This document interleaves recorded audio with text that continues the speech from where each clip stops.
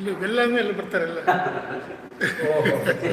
ಅಲ್ಲಿ ಮಾಡ್ತಾ ಇದ್ದಲ್ಲ ಅಲ್ಲಿ ಭಜನೆ ಮಾಡ್ತಿರ್ತಾರೆ. ಭಜನೆ ಮಾಡ್ತಾ ಇದ್ದಾರೆ. ಕೈ ಮಾಡಿದಲ್ಲ ಅದಕ್ಕೆ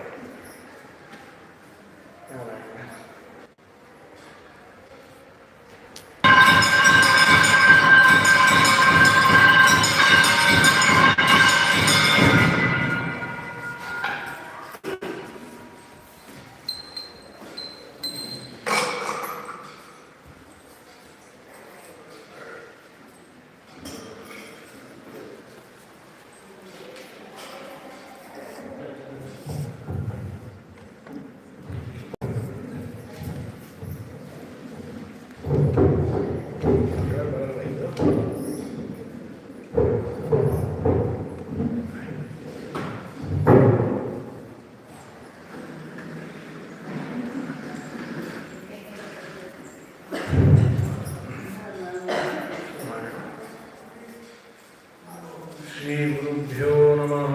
हरिः ओम्। आपादमौलिपर्यन्तं गुरूणाम् आकृतिं स्मरेत्तेन विघ्नाः प्रणश्यन्ते सिद्ध्यन्ति च मनोरथाः। नारायणाय परिपूर्णगुणार्णवाय विष्णोदयस्थितिलयोन्नियतिप्रदाय ज्ञानप्रदाय विबुधासुरसौख्यदुःखसत्कारणाय विदताय नमो नमस्ते। अभ्रमं भङ्गरहितं अजडं विमलं सदा आनन्दतीर्थमतुलं भजे तापत्रयापहम्। चित्रैः पदैश्च गम्भीरैः वाक्यैर्मानैरखण्डितैः गुरुभावं व्यञ्जयन्ति भाति श्रीजयतीर्थवाक्। अर्थिकल्पितकल्पोऽयं प्रत्यर्थिगजकेसरी व्यासतीर्थगुरुर्भूयात् अस्मदिष्टार्थसिद्धये। तपोविद्याविरक्त्यादि सद्गुणोकाकरानहं वादिराजगुरून् वन्दे हयग्रीवदयाश्रयान्। प्रणमत्कामधेनुं च भजत्सुरतरूपं श्रीभावबोधकृत्पाद चिन्तामणि उपास्महे। पूज्याय राघवेन्द्राय सत्यधर्मरताय च भजतां कल्पवृक्षाय नमतां कामधेनवे। बन्धुस्त्वं गुरुरिष्टदैवतमिति त्वत्पादपङ्केर्वहं मद्गुणदोषचिन्तनविदुं नूनं मनां मा कृताः। ನಾನು ಹೋಗಲಿಕ್ಕಾಗೋದಿಲ್ಲ ಅಂತೂ ಈ ಒಂದು ದೊಡ್ಡ ದಿವಸ ಏಕಾದಶಿ ಸತ್ಯವಿಜಯ ತೀರ್ಥ ಶ್ರೀಪಾದಗಳವರು ಅಂತ ಉತ್ತರಾದಿ ಮಠದ ಪರಂಪರೆಯಲ್ಲಿ ಬಂದಂತಹ ಒಬ್ಬ ಮಹಾನುಭಾವ ಸತ್ಯಪೂರ್ಣ ತೀರ್ಥ ಶ್ರೀಪಾದಂಗಳವರು ಅಂತ ಇವರ ಗುರುಗಳು. ವಿಶೇಷವಾಗಿ ಅವರು ಇವರ ಪಾಂಡಿತ್ಯವನ್ನು, ಇವರ ಸರಳತೆಯನ್ನು, ಸಜ್ಜನಿಕೆಯನ್ನು ಗಮನಿಸಿ ಬಾಬಾಚಾರ್ಯರು ಅಂತ ಪಾಂಡುರಂಗಿ ಮನೆತನದ ವಂಶಸ್ಥರು. ಪಾಂಡುರಂಗಿ ಮನೆತನದಲ್ಲಿ ವಿಶೇಷವಾದ ಗ್ರಂಥ ಸೇವೆಯನ್ನು ಮಾಡಿದಂತಹ ವಂಶ.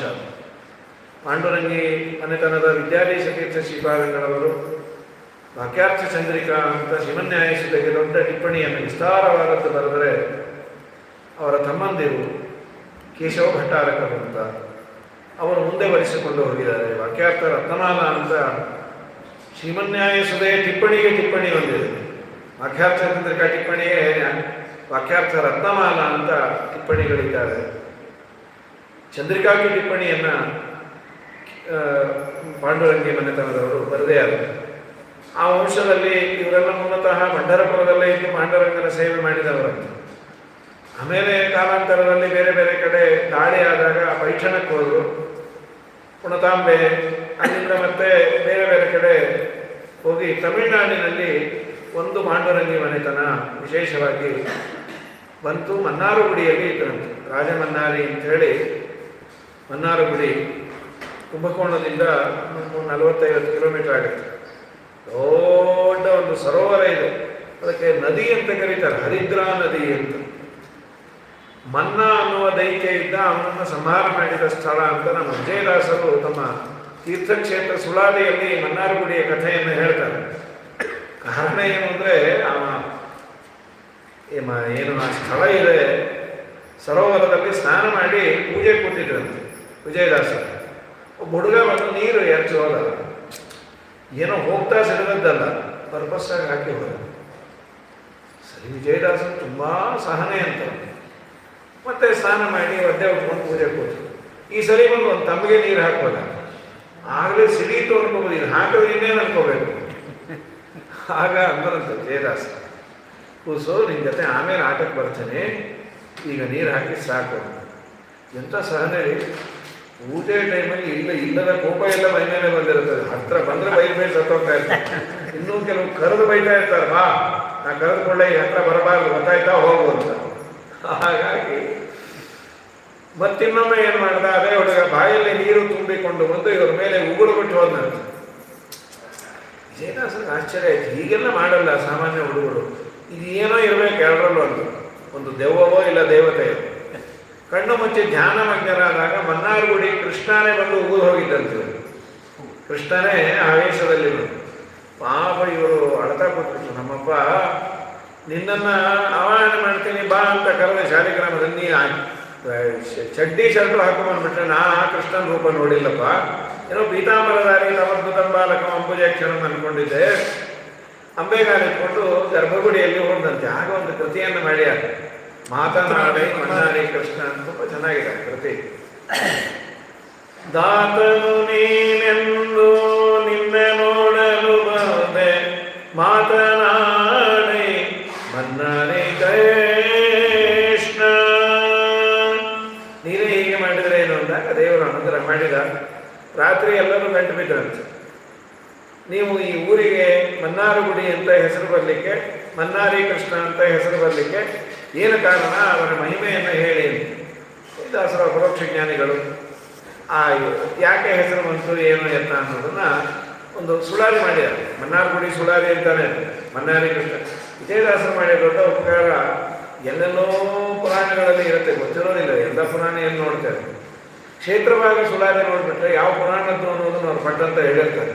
ಇಂಥ ಪುರಾಣದಲ್ಲಿ ಮನ್ನಾ ಅನ್ನುವ ದೈತ್ಯ ಇದ್ದಂತೆ. ಅಲ್ಲಿ ಅವರು ಋಷಿಗಳೆಲ್ಲ ತಪಸ್ಸು ಮಾಡುವ ತಪೋಭೂಮಿ, ತೊಂದರೆ ಕೊಡ್ತಾ ಇದ್ದ. ದೇವರನ್ನು ಅವರು ಪ್ರಾರ್ಥನೆ ಮಾಡಿದಾಗ ದೇವರು ಕೃಷ್ಣ ರೂಪದಿಂದ ಬಂದು ಅವನನ್ನು ಸಂಹಾರ ಮಾಡಿದ್ದಕ್ಕೆ ಮನ್ನಾರು ಗುಡಿ, ಮನ್ನಾರು ಕೃಷ್ಣ ಅಂತ ಹೆಸರು ಬಂದದ್ದು ಅಂತ ಸುಳಾರಿಯಲ್ಲಿ ಉಲ್ಲೇಖ ಮಾಡ್ತಾರೆ. ಆ ಮನ್ನಾರು ಗುಡಿಯಲ್ಲಿ ಇದ್ದವರು ಗಡ್ಡದ ಶ್ರೀನಿವಾಸಾಚಾರ್ಯ, ಪಾಂಡುರಂಗಿ ಶ್ರೀನಿವಾಸಾಚಾರ್ಯರು, ಏನೋ ನೀಳವಾದ ಗಡ್ಡ ಇತ್ತು. ಒಳ್ಳೆ ಆಚಾರ್ಯಶೀಲರು, ಮಹಾವಿದ್ವಾಂಸರು. ಅವರ ಮಕ್ಕಳೇ ಬಾಬಾಚಾರ್ಯರು. ಅಗ್ನಿಹೋತ್ರವನ್ನು ಇಟ್ಟುಕೊಂಡ ಮಹಾಪುಣ್ಯಾತ್ಮರು. ಸತ್ಯಪೂರ್ಣರು ಆ ಊರಿಗೆ ಬಂದಾಗ ಬಾಬಾಚಾರ್ಯರನ್ನು ಬರಲಿ ಹೇಳಿ ಕಳಿಸಿದ್ರು. ತಕ್ಷಣ ಇವರು ಏನು ಇವೆಲ್ಲ ಕೇಳಿದ್ರೆ ಆಶ್ಚರ್ಯ ಆಗುತ್ತೆ. ಗುರುಭಕ್ತಿ, ಗುರುಗಳ ಅಪ್ಪಣೆ ಆಯಿತು ಅಂದರೆ ಅದ್ರ ಮೇಲೆ ಸೆಕೆಂಡ್ ಥಾಟ್ ಇಲ್ಲಂತ. ಆಮೇಲೆ ಬರ್ತೀನಿ ಅಂತ ಹೇಳು, ಇನ್ನು ಈಗ ತಾನೇ ಹೋಮ ಶುರು ಮಾಡಿ ಅಂತ ಹೇಳು. ಅವ್ರಿಗೇನಾಗಬೇಕಾಗಿದೆ ಹೇಳಿ ಕಳಿಸ್ಬಿಡ್ತಾರೆ. 3 ಜನ ಶಿಷ್ಯರು ಇರ್ತಾರೆ, ನಮಗೆ ಪ್ರಾಣ ಹೋಗೋದು ಹೀಗೆಲ್ಲ ಏನೂ ಇಲ್ಲ. ಹೇಳಿದ್ರು ಅಂದರೆ ಹೋಗೋದು, ಪ್ರಿಯಾರಿಟಿ ಅಂತ. ಅವರು ಆ ತುಪ್ಪವನ್ನೆಲ್ಲ ನಿಮಂತ್ರಣ ಮಾಡಿಟ್ಟಿದ್ದಾರೆ, ಹೋಗಿಸ್ಬೇಕು. ಗುರುಗಳು ಹೇಳಿ ಕಳಿಸ್ಯಾರ, ಏನು ಮಾಡೋದು? ಆ ಹರಿದ್ರಾ ನದಿಯಲ್ಲೇ ಆ ತುಪ್ಪವನ್ನೆಲ್ಲ ಹಾಕಿ, ಸ್ವಾಮಿ ನೀನು ಪ್ರೀತನಾಗು, ಇದೇ ಹೋಮ ಅಂತ ನಮಿಸಿ ಬಂದ್ರಂತೆ. ಗುರುಗಳು ಅವ್ರು ದರ್ಬೆ ಇಟ್ಕೊಂಡಿದ್ರು, ಅದ್ರ ಸಮೇತ ಬಂದ್ಬಿಟ್ಟ್ಯಾರ. ಏನು ಅಪ್ಪಣೆ ಆಯ್ತಲ್ಲ, ನೀವು ಸನ್ಯಾಸ ಕೊಡ್ತೀವಿ, ನಿಮ್ಮ ಆಚಾರ ವಿಚಾರ ಪಾಂಡಿತ್ಯ ಎಲ್ಲ ನೋಡಿ ಸಂತೋಷ ಆಗಿದೆ. ಗುರುಗಳ ಅಪೇಕ್ಷೆ ಅಪ್ಪಣೆ ಹೇಗಿದೆಯೋ ಹಾಗೆ ಮಾಡಿ ಅಂತ ಹೇಳಿ ಮುಂದೆ ಅವರೇ ಸತ್ಯವಿಜಯ ತೀರ್ಥರು ಅಂತ, ಸತ್ಯಪೂರ್ಣ ತೀರ್ಥರು ಆಲ್ರೆಡಿ ಒಬ್ಬರಿಗೆ ಸನ್ಯಾಸ ಕೊಟ್ಟಿದ್ದರು, ಸತ್ಯವರ್ಯರು ಅಂತ. ಮುಂದೆ ಅವರೇ ಸತ್ಯಪ್ರಿಯ ತೀರ್ಥರು ಅಂತ ಅವರು. ಒಂದು ಪ್ರಸಿದ್ಧವಾದ ಜಯತೀರ್ಥ ಸ್ತುತಿ, ಘಾಟಿ ಶ್ರೀ ಜಯತೀರ್ಥವರ್ಯ ವಚಸ ಚಟಿ ಭವಸ್ವಧ್ವನಿ ಅಂತ ಒಂದು ಜಯತೀರ್ಥ ಸ್ತುತಿ ಇದೆ. ಅದನ್ನು ರಚನೆ ಮಾಡಿದವರು ಸತ್ಯಪ್ರಿಯ ತೀರ್ಥ ಶ್ರೀಪಾದಕರು. ಅವರು ಆಶ್ರಮ ಜ್ಯೇಷ್ಠರು, ಆದರೆ ಇವರು ವಯಸ್ಸಿನಲ್ಲಿ ಜ್ಯೇಷ್ಠರಾದದ್ದರಿಂದ ಸತ್ಯವಿಜಯ ತೀರ್ಥರನ್ನೇ ಉತ್ತರಾಧಿಕಾರಿ ಅಂತ ಘೋಷಣೆ ಮಾಡಿದರು.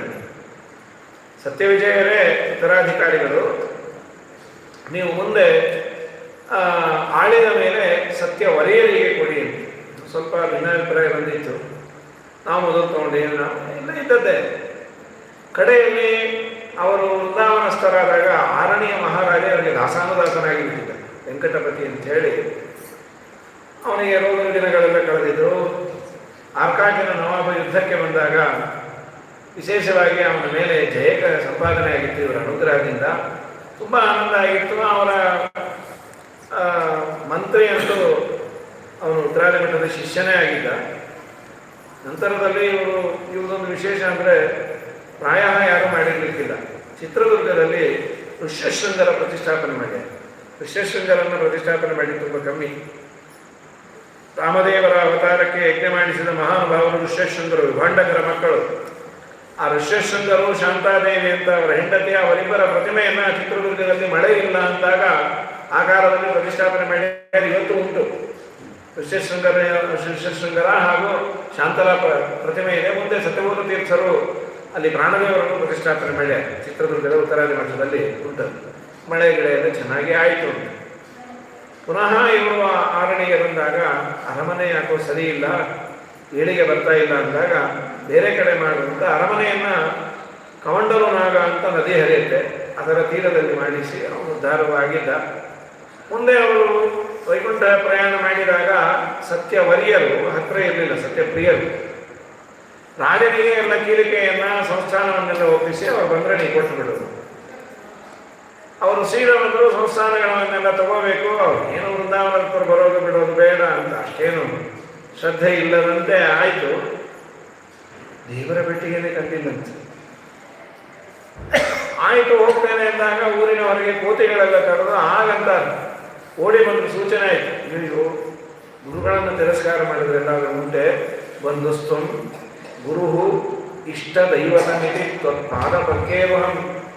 ನೀನೇ ಬಂದು, ನೀನೇ ದೈವ, ನೀನೇ ಎಲ್ಲವೂ, ನಿನ್ನನ್ನು ತಿರಸ್ಕಾರ ಮಾಡಿದರೆ ದೇವರು ಏನು ಹೊಡಿತಾನೆ ಅಂತ ಅಲ್ಲಿಂದ ಓಡಿ ಬಂದು ಸಾಷ್ಟಾಂಗ ನಮಸ್ಕಾರ ಮಾಡಿ, ಸತ್ಯವಿಜಯ ತೀರ್ಥರೇ ನೀವು ಬಿಟ್ಟು ನನಗೆ ಬೇರೆ ದಾರಿ ಇಲ್ಲ ಅಂದರೆ ಪೆಟ್ಟಿಗೆ ಎಲ್ಲ ಚೆನ್ನಾಗಿ ಕಂಡು ಪೂರ್ಣ ಅವರಿಗೆ ಶರಣಾಗತರಾದ ಮೇಲೆ ರಾಮದೇವರು ಇವರಿಗೆ ಕಂಡಂತೆ. ಗುರುಗಳ ಮುಖಾಂತರವೇ ದೇವರ ಹತ್ತಿರ ಹೋಗಬೇಕು. ದೇವ ಸ್ವಯಂ ಕೃಷ್ಣನಾದಾಗ ಅರ್ಜುನನಿಗೆ ಹೇಳಿದ ಮಾತು, ಪಾಶುಪತಾಸ್ತ್ರಕ್ಕೆ ಶಸ್ತ್ರ ಶಕ್ತಿಯನ್ನು ತುಂಬಿಕೊಂಡು ಬರಬೇಕಾದ್ರೆ ಕೃಷ್ಣ ಹೇಳ್ತಾನೆ, ಅಪ್ಯಚ್ಯುತೋ ಗುರುದ್ವಾರ ಪ್ರಸಾದಕೃತ ಹಂಪಿತಿ. ನೀವು ನಿಮ್ಮ ಗುರುಗಳ ಮುಖಾಂತರಗಳಲ್ಲಿ ಬಂದರೇನೆ ನಾನು ಅನುಗ್ರಹ ಮಾಡೋದು, ನನ್ನಷ್ಟಕ್ಕೆ ನಾನು ಬಂದಿದ್ದೇನೆ ಅಂದರೆ ನಾನು ಒಪ್ಪೋದಿಲ್ಲ ಅಂತಾನೆ ದೇವರು. ಅಂತಹ ಸತ್ಯವಿಜಯ ತೀರ್ಥ ಶ್ರೀಪಾದಂಗಳವರ ಆರಾಧನೆ. ಈ ಪ್ರಸಂಗದಲ್ಲಿ ಒಬ್ಬ ಶ್ರೋತೃಗಳು ಒಂದೆರಡು ಕೃತಿಗಳ ಅರ್ಥಾನುಸಂಧಾನ ಸುಲಭವಾಗಿದೆ. ಚೈತ್ರ ಮಾಸದಲ್ಲಿ ರಾಮಾಯಣವನ್ನು ಕೇಳಿರ್ತಾರೆ. ರಾಮನ ಮೇಲೆ ಇರುವ ಒಂದೆರಡು ಕೃತಿಗಳನ್ನು ಯಥಾಮತಿಯಾಗಿ ನಿರೂಪಣೆ ಮಾಡುವ ಪ್ರಯತ್ನ ಪಡ್ತೇನೆ. ಅವರು ಕೇಳಿದಂತೆ ನಮ್ಮ ನರಹರಿ ಆಚಾರ್ಯರು ಯಾರೋ ಶ್ರೋತೃಗಳು ಕೇಳಿದ್ದಾರೆ, ನೀವು ಹೇಳಲಿಕ್ಕಾಗತ್ತಾ ಅಂತ, ಅವಶ್ಯ ಹೇಳುವ ಪ್ರಯತ್ನವನ್ನು ಮಾಡ್ತೇನೆ ಅಂತ. ಒಂದು ವಿಜಯದಾಸರದು, ಇನ್ನೊಂದು ಪುರಂದರದಾಸರು, ಎಲ್ಲರ ಬಾಯಲ್ಲಿರುವ ಕೃತಿ ಅದು. ಅದರ ಯಥಾಮತಿ ಅದಕ್ಕೆ ತುಂಬ ಅರ್ಥ ಇರುತ್ತೆ. ದಾಸರ ಯೋಗ್ಯತೆ ತುಂಬ ದೊಡ್ಡದು. ಒಂದೊಂದು ಮಾತನ್ನು ಉಚ್ಚಾರಣೆ ಮಾಡಬೇಕಾದ್ರೂ ದೇವರು ನುಡಿಸಿದ್ದರು. ಅವರು ಪ್ರಯತ್ನ ಮಾಡಿ ಬರೆದದ್ದು ಇರೋದಿಲ್ಲ. ಪ್ರಯತ್ನ ಮಾಡಿ ಬರೆದ್ರೆ ಇಷ್ಟು ವರ್ಷ ಯಾರು ಹೇಳೋದೇ ಇಲ್ಲ. ಅಪ್ರಯತ್ನವಾಗಿ ದೇವರು ನುಡಿಸಿದ್ದೇ ತುಂಬ ವರ್ಷ ಇರುತ್ತೆ. ತುಂಬ ಪ್ರಯತ್ನ ಮಾಡಿ ಬರೆದ್ರೆ ಯಾರೋ ಅಂದರು ಎಷ್ಟು ಕಷ್ಟಪಟ್ಟು ಬರೆದೇನು, ದಯಮಾಡಿ ಇದನ್ನು ನೋಡ್ರಿ ಅಂತ. ಬರೆದವನಿಗೆ ಅಷ್ಟು ಕಷ್ಟ ಆಗಿದ್ರೆ ಇನ್ನು ಓದೋನ್ ಗತಿ ಏನಪ್ಪ, ನೀ ಸುಖವಾಗಿ ಅದನ್ನು ಬರೀ ಆಮೇಲೆ ನೋಡ್ತೀವಿ ಅಂದರು. ಹಾಗಾಗಬಾರ್ದು. ಪುರಂದರದಾಸರು ಕೂಡ್ತಾ ನಿಲ್ತಾ ಕೃತಿಯನ್ನು ಮಾಡಿರ್ತಾರೆ. ಅದೇ ಗಾಡಿನಲ್ಲಿ ವಿಜಯದಾಸರು ಬಂದವರು ಅವರ ಅಪ್ಪನ ಋಣವನ್ನು ತೀರಿಸಬೇಕು. ಮಕ್ಕಳಾಗಿ ಅವತಾರ ಮಾಡಿದ್ರು ಹಿಂದೆ. ಅವರೇ ವಿಜಯದಾಸರಾಗಿ ಬಂದು 25,000 ಕೃತಿಗಳನ್ನು ಮಾಡಿದ್ದಾರೆ ಅಂತ. ರಾಮ ರಾಮ ಎಂಬೆರಡಕ್ಷರ ಪ್ರೇಮದಿ ಸಲಹೀತು ಸುಜನರ, ಹಾಲ ಹಲವನು ಪಾನವ ಮಾಡಿದ ಪಾಲಲೋಚನನೆ ಬಲ್ಲವನು, ಆಲಾಪಿಸುತ್ತ ಶಿಲೆಯಾಗಿದ್ದ ಬಾಲೆ ಅಹಲ್ಯೆಯ ಕೇಳೇನು, ಬಾಲೆ ಅಹಲ್ಯೆಯ ಕೇಳೇನು. ರಾಮ ರಾಮ ಎಂಬೆರಡಕ್ಷರ ಪ್ರೇಮದಿ ಸಲಹೀತು ಸುಜನರ, ಅಂಜಿಕೆ ಇಲ್ಲದೆ ಗಿರಿಸಾಲಿದ ಕಟಿ ಕುಂಜರ ರವಿಸೂತ ಬಲ್ಲವನು, ಎಂಜರ ಫಲಗಳಿಗೆ ಅರ್ಪಿಸಿದ ಕಂಜಲೋಚನೆಯ ಕೇಳೇನು, ಕಂಜಲೋಚನೆಯ ಕೇಳೇನು. ರಾಮ ರಾಮ ಎಂಬೆರಡಕ್ಷರ ಪ್ರೇಮದಿ ಸಲಹಿತು ಸುಜನರನು. ಕಾಲವನರಿತು ಸೇವೆಯ ಮಾಡಿದ ಲೋಲ ಲಕ್ಷ್ಮಣನೇ ಬಲ್ಲವನು. ವ್ಯಾಳಶಯನ ಶ್ರೀ ವಿಜಯ ವಿಠಲನ ನೀಲೇಶರಧಿಯ ಕೇಳೇನು, ನೀಲೇಶರಧಿಯ ಕೇಳೇನು.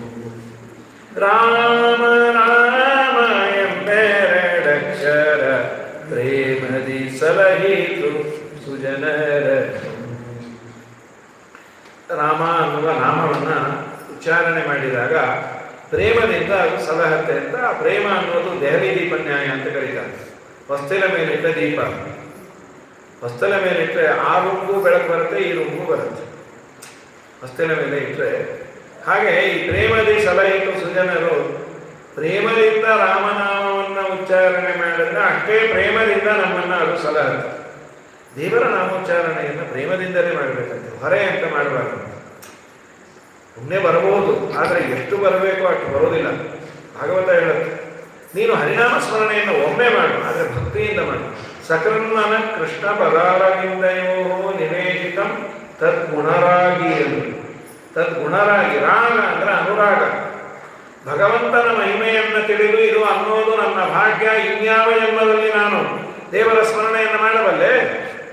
ಮನುಷ್ಯ ಜನ್ಮ ಬಂದಾಗ ಮಾತ್ರ ಸಾಧ್ಯ. ಆ ಮನುಷ್ಯ ಜನ್ಮ ಬಂದಾಗ ಎಲ್ಲರೂ ನಾಮಸ್ಮರಣೆಯನ್ನು ಮಾಡಬೇಕು ಅಂತಿಲ್ಲ, ಅದು ಪ್ರೇಮದಿಂದ ಮಾಡಬೇಕು ಅಂತಿಲ್ಲ. ಇನ್ನೂ ವಿಶೇಷ ಅಂದರೆ ರಾಮನ ಮೇಲೆ ದ್ವೇಷಿಗಳು ನಮ್ಗಿನ್ನ ಹೆಚ್ಚು ರಾಮನಾಮ ಸ್ಮರಣೆ ಹೆಚ್ಚು ಮಾಡ್ತಾ ಇರ್ತಾರೆ. ಅನ್ಯಾಯ, ಅಲ್ಲಿ ಟೆಂಪಲ್ ಆಗ್ತಾ ಇದೆ, ರಾಮನ ದೇವಸ್ಥಾನ ಆಗ್ತಾ ಇದೆ. ಸೊ ಪ್ರೇಮದಿಂದ ರಾಮನ ನಾಮವನ್ನು ಉಚ್ಚಾರಣೆ ಮಾಡಬೇಕು ಅಂತಿಲ್ಲ ಎಲ್ಲರೂ. ಇನ್ನ ಮನುಷ್ಯರಾಗಿ ಹುಟ್ಟಿದವರಿಗೆಲ್ಲೂ ಎಲ್ಲರಿಗೂ ಬಾಯಿ ಇರಬೇಕು ಅಂತಿಲ್ಲ. ಡೆಮಂಡ ಹುಟ್ಟಾನೆ, ಕಿವಿ ಇಲ್ಲ ಬಾಯಿ ಇಲ್ಲ ಅನ್ನೋರು ಇಡೀ ಜೀವನದಲ್ಲಿ ಅವರು ರಾಮನಾಮವನ್ನು ಉಚ್ಚಾರಣೆ ಮಾಡಲಿಕ್ಕೆ ಆಗೋದಿಲ್ಲ. ಮಾನಸಿಕವಾಗಿ ರಾಮನ ಚಿಂತನೆಯನ್ನು ಮಾಡ್ಬೋದು, ಬಾಯಿಂದ ರಾಮ ಅಂತೀಗ ಇಲ್ಲ, ಆಗೋದಿಲ್ಲ. ಹಾಗಾದರೆ ರಾಮನಾಮವನ್ನು ಉಚ್ಚಾರಣೆ ಮಾಡುವ ಭಾಗ್ಯವನ್ನು ಕೊಟ್ಟದ್ದಕ್ಕೆ ಒಂದು ದೇವರಿಗೆ ನಮಸ್ಕಾರ. ಅದು ಅಂದರೆ ಪುಣ್ಯ ಅನ್ನುವ ಭಾವನೆಯನ್ನು ಕೊಟ್ಟದ್ದಕ್ಕೆ ಒಂದು ನಮಸ್ಕಾರ. ಅದನ್ನು ಪ್ರೇಮದಿಂದ ಅನ್ನುವಂತಹ ಸಜ್ಜನರ ಮಧ್ಯದಲ್ಲಿ ನನ್ನನ್ನು ಇಟ್ಟದ್ದಕ್ಕೆ ದೊಡ್ಡ ನಮಸ್ಕಾರ. ಹಾಗಾಗಿ ರಾಮ ಅಂತ ತದ್ಗುಣರಾಗಿ ಅಂತ ಷಟ್ಟಸ್ಕಂದ ಭಾಗವತದಲ್ಲಿ ಅಜಾಮಿಲೋಪಾಖ್ಯಾನದ ಮುಂಚೆ ಒಮ್ಮೆ ಕೃಷ್ಣನ ನಾಮಸ್ಮರಣೆಯನ್ನ ತದ್ಗುಣರಾಗಿ ಅವನ ಮೇಲೆ ಪ್ರೀತಿಯಿಂದ ಅವನು ಮಾಡಿದ ಉಪಕಾರವನ್ನು ನೆನೆದು ನೀನು ಅಂದರೆ ತುಂಬ ಫಲ ಉಂಟಂತೆ. ಸುಮ್ಮನೆ ನಾವು ರಾಮ ರಾಮ ರಾಮ ರಾಮ ಪುಣ್ಯ ಉಂಟು, ಆದರೆ ಹೆಚ್ಚು ಬರೋದಿಲ್ಲ. ಕಾಲಿಂಗ್ ಬೆಲ್ ಅಂದಾಗ ಕಾಲಿಂಗ್ ಬೆಲ್ಗೆ ಯಾವುದೋ ಒಂದು ಹಾಕ್ಬಿಡೋದು, ಕೆಲವೆಲ್ಲ ಇರುತ್ತಲ್ಲ ಕಾಲಿಂಗ್ ಬೆಲ್ಲು, ಅಥವಾ ಕೆಲವು ದೇವಸ್ಥಾನಗಳಲ್ಲಿ ನಿರಂತರ ಹೊಡ್ಕೋತಾನೆ ಇರುತ್ತೆ. ಓಂ ಶ್ರೀ ರಾಘವೇಂದ್ರಾಯ ನಮಃ. ಆ ದೇವಸ್ಥಾನದಲ್ಲಿ ಅದನ್ನು ಹಾಕಿರ್ತಾರೆ. ಅದನ್ನು ನಾವು ಅನ್ಬೇಕು, ಸರಿ ಇರಲಿ, ಏನೋ ಕೇಳಿಸ್ಕೋಬೋದಕ್ಕಿಂತ ಅದನ್ನು ಕೇಳಿಸ್ಕೊಳ್ಳಿ ಅಂತ ಹಾಕಿರ್ತಾರೆ. ಇವನು ನೀನು ಹರಿಸ್ಮರಣೆ ಮಾಡುವಂತ ಅದು ಮಾಡ್ತಾ ಇದೆಯಲ್ಲ ಅಂದ್ರೆ ಅದು ಮಾಡಿದ್ರೆ ಅದಕ್ಕೊಂದು ಪುಣ್ಯ, ಅದು ಜಡ, ಅದಕ್ಕೆ ಪುಣ್ಯವೂ ಇಲ್ಲ ಪಾಪವೂ ಇಲ್ಲ. ನೀನು ಅನ್ನಬೇಕಾದ್ರೆ ಅರ್ಥಾನುಸಂಧಾನ ಇರಬೇಕು. ಆಚಾರ್ಯರು ಸ್ಪಷ್ಟವಾಗಿ ಹೇಳ್ತಾರೆ ಅಜಾಮಿಲೋಪಾಖ್ಯಾನದಲ್ಲಿ, ಪರಮಾತ್ಮನ ನಾಮಸ್ಮರಣೆಯನ್ನು ಮಾಡೋದು ಮಾತ್ರ ಮುಖ್ಯ ಅಲ್ಲ, ಅರ್ಥಾನುಸಂಧಾನ ಇದ್ದರೆ ಪುಣ್ಯ ಅಂತ ನಾರದ ಪುರಾಣದ ಮಾತನ್ನ ಆಚಾರ್ಯರು ಕೊಡ್ತಾರೆ. ಸರ್ವಥಾ ಅಗಹರಂ ವಿಷ್ಣು ನಾಮತದ್ಭಕ್ತಿ ಪೂರ್ವಕಂ ನಾರಾಯಣ ಅಯಮಿತಿ ಅನ್ಯಹೇಳನ ವಿಷಯ ಅಂತ ಆಚಾರ್ಯರು ಬರೆದು, ಸಾಂಕೇತ್ಯಂ ಪಾರಿಹಾಸ್ಯಮ ಸೋಮಂ ಹೇಳನಮೇವ ವೈಕುಂಠನಾಮಗ್ರಹಣಂ ಅಶೇಷ ಅಗಹರಂ ಇದು ಅಂತ ಒಂದು ಶ್ಲೋಕ. ಅದರ ಅರ್ಥ ಏನು ಅಂದರೆ, ಸಂಕೇತಕ್ಕಾಗಿ, ಹಾಸ್ಯಕ್ಕಾಗಿ, ಬಯ್ಯಕ್ಕಾಗಿ ನಾರಾಯಣ ಕೃಷ್ಣ ಅಂದರೆ ನೀವು ಪುಣ್ಯ ಇದೆ, ಒಟ್ಟು ನೀವು ಬೊಯ್ಯೋದಾದ್ರೂ ದೇವರನ್ನೇ ಬೈರಿ ಅನ್ನುವಂತೆ ಇದೆ ಅದು. ಹಾಗಾದ್ರೆ ದೇವರನ್ನ ಬೈದ್ರೆ ಪುಣ್ಯವಾ? ಸರ್ವಥ ಇಲ್ಲ ಆಚಾರ್ಯ. ಮತ್ತಿಲ್ಲಿ ಭಾಗವತ ಹೇಳ್ತಾರೆ ವೇದವ್ಯಾಸ ದೇವರು, ಅದರ ಅಭಿಪ್ರಾಯ ದೇವರನ್ನು ಬೈಯೋದು ಅಂತಲ್ಲ, ಬೈಯೋ ಕಾಲಕ್ಕೆ ದೇವರನ್ನ ಸ್ಮರಣೆ ಮಾಡೋದು. ಅದೇನದು? ನಾರಾಯಣ ಅಯಮ್ಮಿತಿ ಅನ್ಯ ಹೇಳನ ವಿಷಯ. ಇನ್ನೊಬ್ಬನನ್ನ ಬೈಬೇಕಾದ್ರೆ ಹೆಸರೇನು ಚೆನ್ನಾಗಿರುತ್ತೆ, ಲಕ್ಷ್ಮೀಪತಿ ರಾವ್. ದಿನ ದಿನ ಬಯಸ್ಬೋದಾಯ್ತಲ್ಲ ಬಸ್ ಸ್ಟ್ಯಾಂಡ್ ನಿನ್ನ ಹೆಸರು ಯಾವ ಇಟ್ರು ಲಕ್ಷ್ಮೀಪತಿ ಅಂತ ಭಿಕ್ಷಾಪತಿ ಅಂತ ಇಟ್ಕೋ ಪಾಪ. ಹಾಗಾಗಿ ಎಲ್ಲೇ ಲಕ್ಷ್ಮೀಪತಿ ಎಲ್ಲೇ ನೀನು ದೇವರನ್ನ ಆ ಸಂದರ್ಭದಲ್ಲಿ ಚಿಂತನೆ ಮಾಡೋದಿದೆಯಲ್ಲ ಅದು ಪುಣ್ಯಪ್ರದವೇ ವಿನಃ ದೇವರನ್ನೇ ಬೈದರೆ ಪುಣ್ಯ ಇಲ್ಲ. ಯಾವುದೇ ನಾಮವನ್ನು ಉಚ್ಚಾರಣೆ ಮಾಡಬೇಕಾದ್ರೆ ಅದರ ಅರ್ಥಾನುಸಂಧಾನವನ್ನು ಮಾಡಿ ಅಂತ. ರಾಮ ರಾಮ ಎಂಬೆರಡು ಅಕ್ಷರ. ರಾಮ ರಾಮ ರಾಮ ಅನ್ನುವ ತುಂಬ ಸುಲಭವಾದದ್ದು ಎರಡೇ ಅಕ್ಷರ. ಹರಿ ರಾಮ ಇವುಗಳೆಲ್ಲ ತುಂಬ ಸುಲಭವಾದ ಒತ್ತಕ್ಷರ ಇಲ್ಲ, ಕಠಿಣವಾದ ಶಬ್ದಗಳು ಇಲ್ಲ, ಸುಲಭವಾಗಿ ಯಾರು ಬೇಕಾದ್ರೆ ಉಚ್ಚಾರಣೆ ಮಾಡಬಹುದು. ಇದನ್ನು ನೀನು ಪ್ರೇಮದಿಂದ ಉಚ್ಚಾರಣೆ ಮಾಡಿದರೆ ಆ ರಾಮನಾಮ ನಿನ್ನನ್ನು ಸಲಹತ್ತೆ, ಸಜ್ಜನರನ್ನು ಅದು ಸಲಹತ್ತೆ. ಪ್ರೇಮದಿಂದ ಯಾರು ಮಾಡ್ತಾರೆ ಅವರು ಸಜ್ಜನರು. ಹೌದು, ಹರಿಸ್ಮರಣೆ ಮಾಡಿ ಉದ್ಧಾರ ಆಗೋರು ಬೇಕಲ್ಲಪ್ಪ. ಇಷ್ಟು ಸುಲಭವಾಗಿ ಉದ್ಧಾರ ಆಗೋದಾದರೆ ಯಾರು ಬೇಕಾದ್ರೂ ಅದನ್ನು ಆಫ್ ಮಾಡ್ಕೋಬೋದಲ್ಲ. ಸ್ವಲ್ಪ ಭಯ ನಮಗೆ. ಕೆಲವೆಲ್ಲ ಅಡ್ವರ್ಟೈಸಿಂಗಿಗೆ ಹೇಳಿರ್ತಾರೆ, ನೋಡೂ ಇರ್ತೀವಲ್ಲ. ಇದಮ್ಮ ಶಾಂಪು ಗೀಂಪು ಇವುಗಳೆಲ್ಲ ಅದನ್ನು ಒಂದು ವಾರ ನೀವು ಹಾಕ್ಕೊಂಡ್ರೆ ಇಷ್ಟುದ್ದ ಆಗುತ್ತೆ. ಮೊದಲನೇ ದಿನ ತೋರಿಸ್ತಾರೆ, ಕೊತ್ತಂಬರಿ ಕಟ್ಟಿದ್ದಾಗಿತ್ತು, ಆಮೇಲೆ ಇಷ್ಟುದ್ದ 7 ದಿವಸ ಸಪ್ತಾಹ ಮಂಗಲ ಟೈಮ್ಗೆ ಅದು ಎಲ್ಲ ನೆಲ ಸಾರಿಸ್ತಾ ಇರುತ್ತೆ. ಅಡ್ವರ್ಟೈಸ್ಮೆಂಟಲ್ಲಿ ಅದೆಲ್ಲ ಚಂದ. ಅಷ್ಟು ಬೇಗ ಬೆಳೆಯೋದಾದರೆ ಜೊತೆ ಕೆಳಗೊಂದು ಬೇರೆ ಹಾಕಿರ್ತಾರೆ, ಪುಟ್ಟದಾಗಿ ಸಣ್ಣ ಇರುವೆ ಇದ್ದಾಗಿರುತ್ತೆ. ಒಂದು ವೇಳೆ ಇದನ್ನು ಹಾಕಿಕೊಂಡು ನಿಮ್ಗೆ ಹೆಚ್ಚು ಕಮ್ಮಿ ಆದರೆ ಒಂದು ವಿಗ್ಗು ಕೊಡ್ತೀನಿ, ನಾವು ಜವಾಬ್ದಾರರಲ್ಲ ಅಂತ ಅದು ನಾವು ಕಾಣಿಸೋದು ಇಲ್ಲ. ಅವ್ರು ಬಚಾವ್ ಆಗ್ಬಿಟ್ಟಿರ್ತಾರೆ, ನೋಡ್ಕೋಬೇಕಾಗಿತ್ತು ನಮ್ಮದೆಲ್ಲ. ಸೊ ಅಡ್ವರ್ಟೈಸ್ಮೆಂಟು ಅಥವಾ ನಿಜವಾಗಲೂ ಹೇಳೋದಾದರೆ ಹರಿಯ ನಾಮವನ್ನು ಉಚ್ಚಾರ ಮಾಡಿದಾಗ ಎಷ್ಟು ಪಾಪವನ್ನು ಕಳ್ಕೋಬಹುದು, ಅಷ್ಟು ಪಾಪವನ್ನೇ ಮಾಡಲಿಕ್ಕಾಗಲ್ಲ. ಶ್ರೀಮದಾಚಾರ್ಯ ಅಂತಾರೆ ಕೃಷ್ಣಾಮೃತ ಮಹಾತ್ಮದಲ್ಲಿ, ನಾವು ನೋಸ್ತಿ ಅವಧಿ ಶಕ್ತಿ ಪಾಪ ನಿರಹರಣೆ ಯಾರು ತಾವತ್ ಕರ್ತವ್ಯ ದೊಡ್ಡ ಅರ್ಥಾನುಸಂಧಾನ ಮಾಡುವ ಯೋಗ್ಯತೆ ಇದೆ. ಯಾಕೆಂದ್ರೆ ಇದೇ ರುದ್ರದೇವರು ಪಾರ್ವತಿಗಳು ವಿಷ್ಣು ಸಹಸ್ರನಾಮವನ್ನು ಪಾರಾಯಣ ಮಾಡಲಿಕ್ಕೆ ಆಗದೇ ಇದ್ದಾಗ ಇಡೀ ವಿಷ್ಣು ಸಹಸ್ರನಾಮ ಪಾರಾಯಣ ಮಾಡಿದ ಪುಣ್ಯ ನಮಗೆ ಬರಬೇಕು ಅಂದರೆ ಏನು ಮಾಡಬೇಕು? ರಾಮ ರಾಮ ರಾಮೇತಿ ರಾಮೇತಿ ರಮೇ ರಾಮೇ ಮನೋರಮೆ ಸಹಸ್ರನಾಮ ತತ್ತುಲ್ಯಂ ರಾಮನಾಮ ವರಾನನೆ. ರಾಮ ಅಂದರೆ ವಿಷ್ಣು ಸಹಸ್ರನಾಮ ಮಾಡಿದ ಪುಣ್ಯ. ಹಾಗಾದ್ರೆ ನಮಗೂ ಬರುತ್ತಾ? ಖಂಡಿತ ನಮಗೂ ಬರುತ್ತೆ. ರಾಮ ಅಂದರೆ ರಾಮ ಅನ್ನೋದಕ್ಕಷ್ಟೇ ಪುಣ್ಯ. ಯಾಕೆಂದರೆ ರಾಮ ಶಬ್ದಕ್ಕೆ ವಿಷ್ಣು ಸಹಸ್ರನಾಮದಲ್ಲಿರುವ ಎಲ್ಲ ನಾಮಗಳನ್ನು ಸಮನ್ವಯ ಮಾಡುವ ಯೋಗ್ಯತೆ ಪಾರ್ವತಿಗುಂಟು. ರಾಮ ಅಂದರೆ ವಿಶ್ವ, ರಾಮ ಅಂದರೆ ವಿಷ್ಣು, ರಾಮ ಅಂದರೆ ವಷಟ್ಕಾರ. ನಮ್ಮ ವಿಷ್ಣು ಸಹಸ್ರನಾಮದಲ್ಲೇ ವಷಟ್ಕಾರ ಅಂದರೆ ಗೊತ್ತಿರೋದಿಲ್ಲ. ಇನ್ನು ರಾಮನಾಮ ಯಾರಿಗೆ ಅದನ್ನು ಪಡೆಯುವ ಯೋಗ್ಯತೆ ಇದೆ ಅವರಿಗೆ ಪುಣ್ಯ ಬರುತ್ತೆ. ನಮಗೂ ಪುಣ್ಯ ಇದೆ, ಆ ಮಟ್ಟದ ಪುಣ್ಯ ಬರೋದಿಲ್ಲ. ನಾವು ವಿಷ್ಣು ಸಹಸ್ರನಾಮ ಪಾರಾಯಣ ಮಾಡಲೇಬೇಕು. ಮಹಾಸೌಂದರ್ಯಗಳಾಗಿ ತಿಳ್ಕೊಂಡಿರ್ತೀವಿ. ವಿಷ್ಣು ಸಹಸ್ರ ಪಾರಾಯಣ ಮಾಡು, ರಾಮ ಮುಗೀತು. 108 ಸಲ ವಿಷ್ಣು ಸಹಸ್ರನಾಮ ರಾಮ ರಾಮ ರಾಮ ಅಂತ 108 ಸಲ ಅಂದು ತಕ್ಕಡ ತಗೊಂಡು ಹೊಟ್ಟೋದ್ರೆ ನೀನು 108 ಸಲ ಅಲ್ಲೇಬೇಕು. ಸೊ ಹರಿಯ ನಾಮವನ್ನು ಉಚ್ಚಾರಣೆ ಮಾಡಿ ಯಾರು ಉದ್ಧಾರ ಆಗಿದ್ದಾರೆ ಅದನ್ನು ನಮಗೆ ಒಂದಿಷ್ಟು ಮಾಹಿತಿ ಕೊಟ್ಟರೆ ನಮಗೂ ಧೈರ್ಯ ಬರುತ್ತೆ. ಈ ಕೆಲವು ಮೆಡಿಸಿನ್ ಎಲ್ಲ ಇರುತ್ತೆ. ಈ ಕರೋನಾ ಬಂದಾಗ ಟೆಸ್ಟ್ ಡೋಸೇಜ್ ಅದೆಲ್ಲ ಮಾಡಿ ಮಟ್ಟಿ ಫಸ್ಟೇ ಯಾರು ತೊಗೊಳ್ಳಿಲ್ಲ. ತೊಗೊಂಡವ್ರಿಗೆ ಏನಾಗಿಲ್ವ ಮಾಡಿಲ್ವ ಅಂತ ನೋಡಿ ಮಾಡಿ ಆಮೇಲೆ ತೊಗೊಂಡ್ವಿ. ನಾವು ಬುದ್ಧಿವಂತರೇ.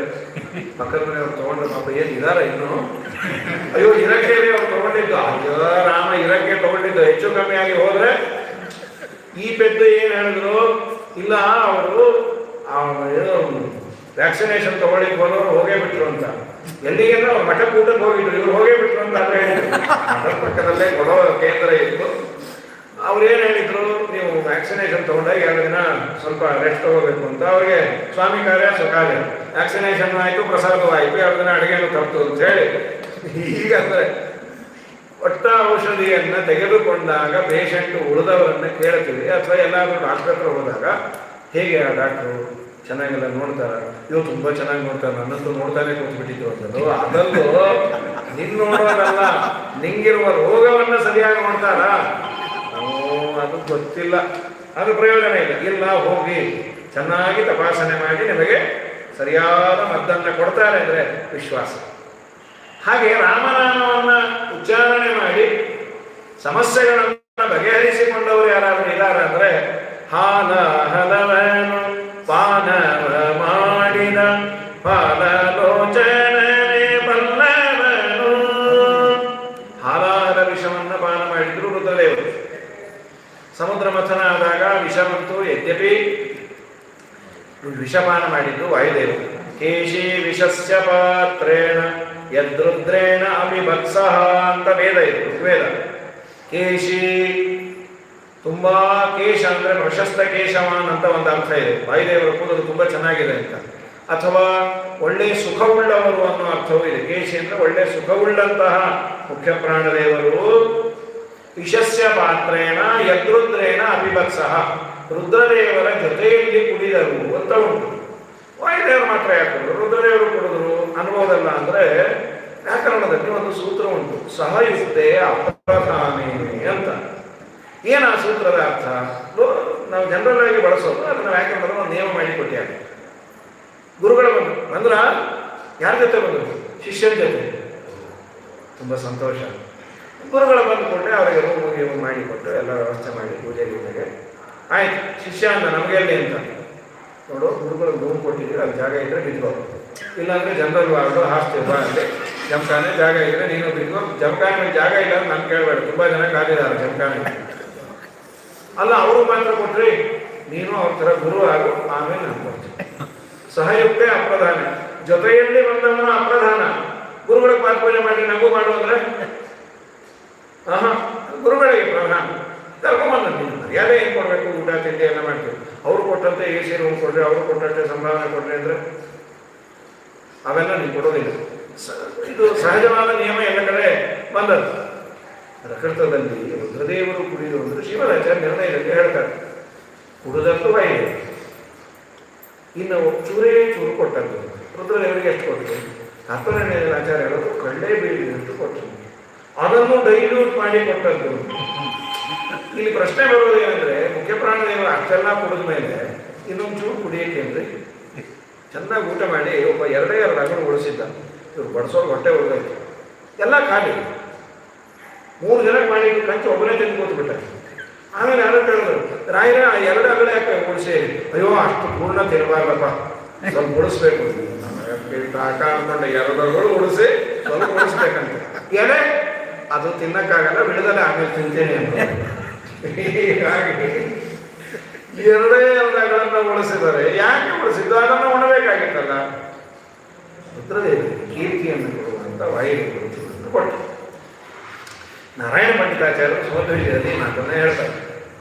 ಅಂದ್ರೆ ಪ್ರಾಣದೇವರಿಗೆ ಕೊಡದದ್ದನ್ನು ಅವರು ಉಲ್ಲೇಖ ಮಾಡ್ತಾರೆ. ಮಧ್ವಾಚಾರ್ಯರು ಹುರುಳಿ ತಿಂದಾಗ ಅವರಮ್ಮ ಸಿಕ್ಕಾಪಟ್ಟೆ ಗಾಬರಿಯಾಗಿ ಧನ್ವಂತರಿ ಮಂತ್ರ ಜಪ ಅವರ ಅಪ್ಪ ಮಾಡಿ ದೃಷ್ಟಿ ತೆಗೆದು ಏನೇನು ಮಾಡಿ ಹಾಗಂತಾರೆ, ಜನನಿ ವಿಷೇಪಿ ಪಿತೇನ ವಿಸ್ಮಯಮವಾಪ ಸಮಸ್ತ ಶಕ್ತೇ ಯಸ್ಯತ್ರಿ ಲೋಕ ಜನನಿ ಜನನಿ ವಿಷೇಪಿ. ಅವರ ನಿಜವಾದ ಅಮ್ಮ ವಾಯುದೇವರ ಅಮ್ಮ ಲಕ್ಷ್ಮೀದೇವಿ.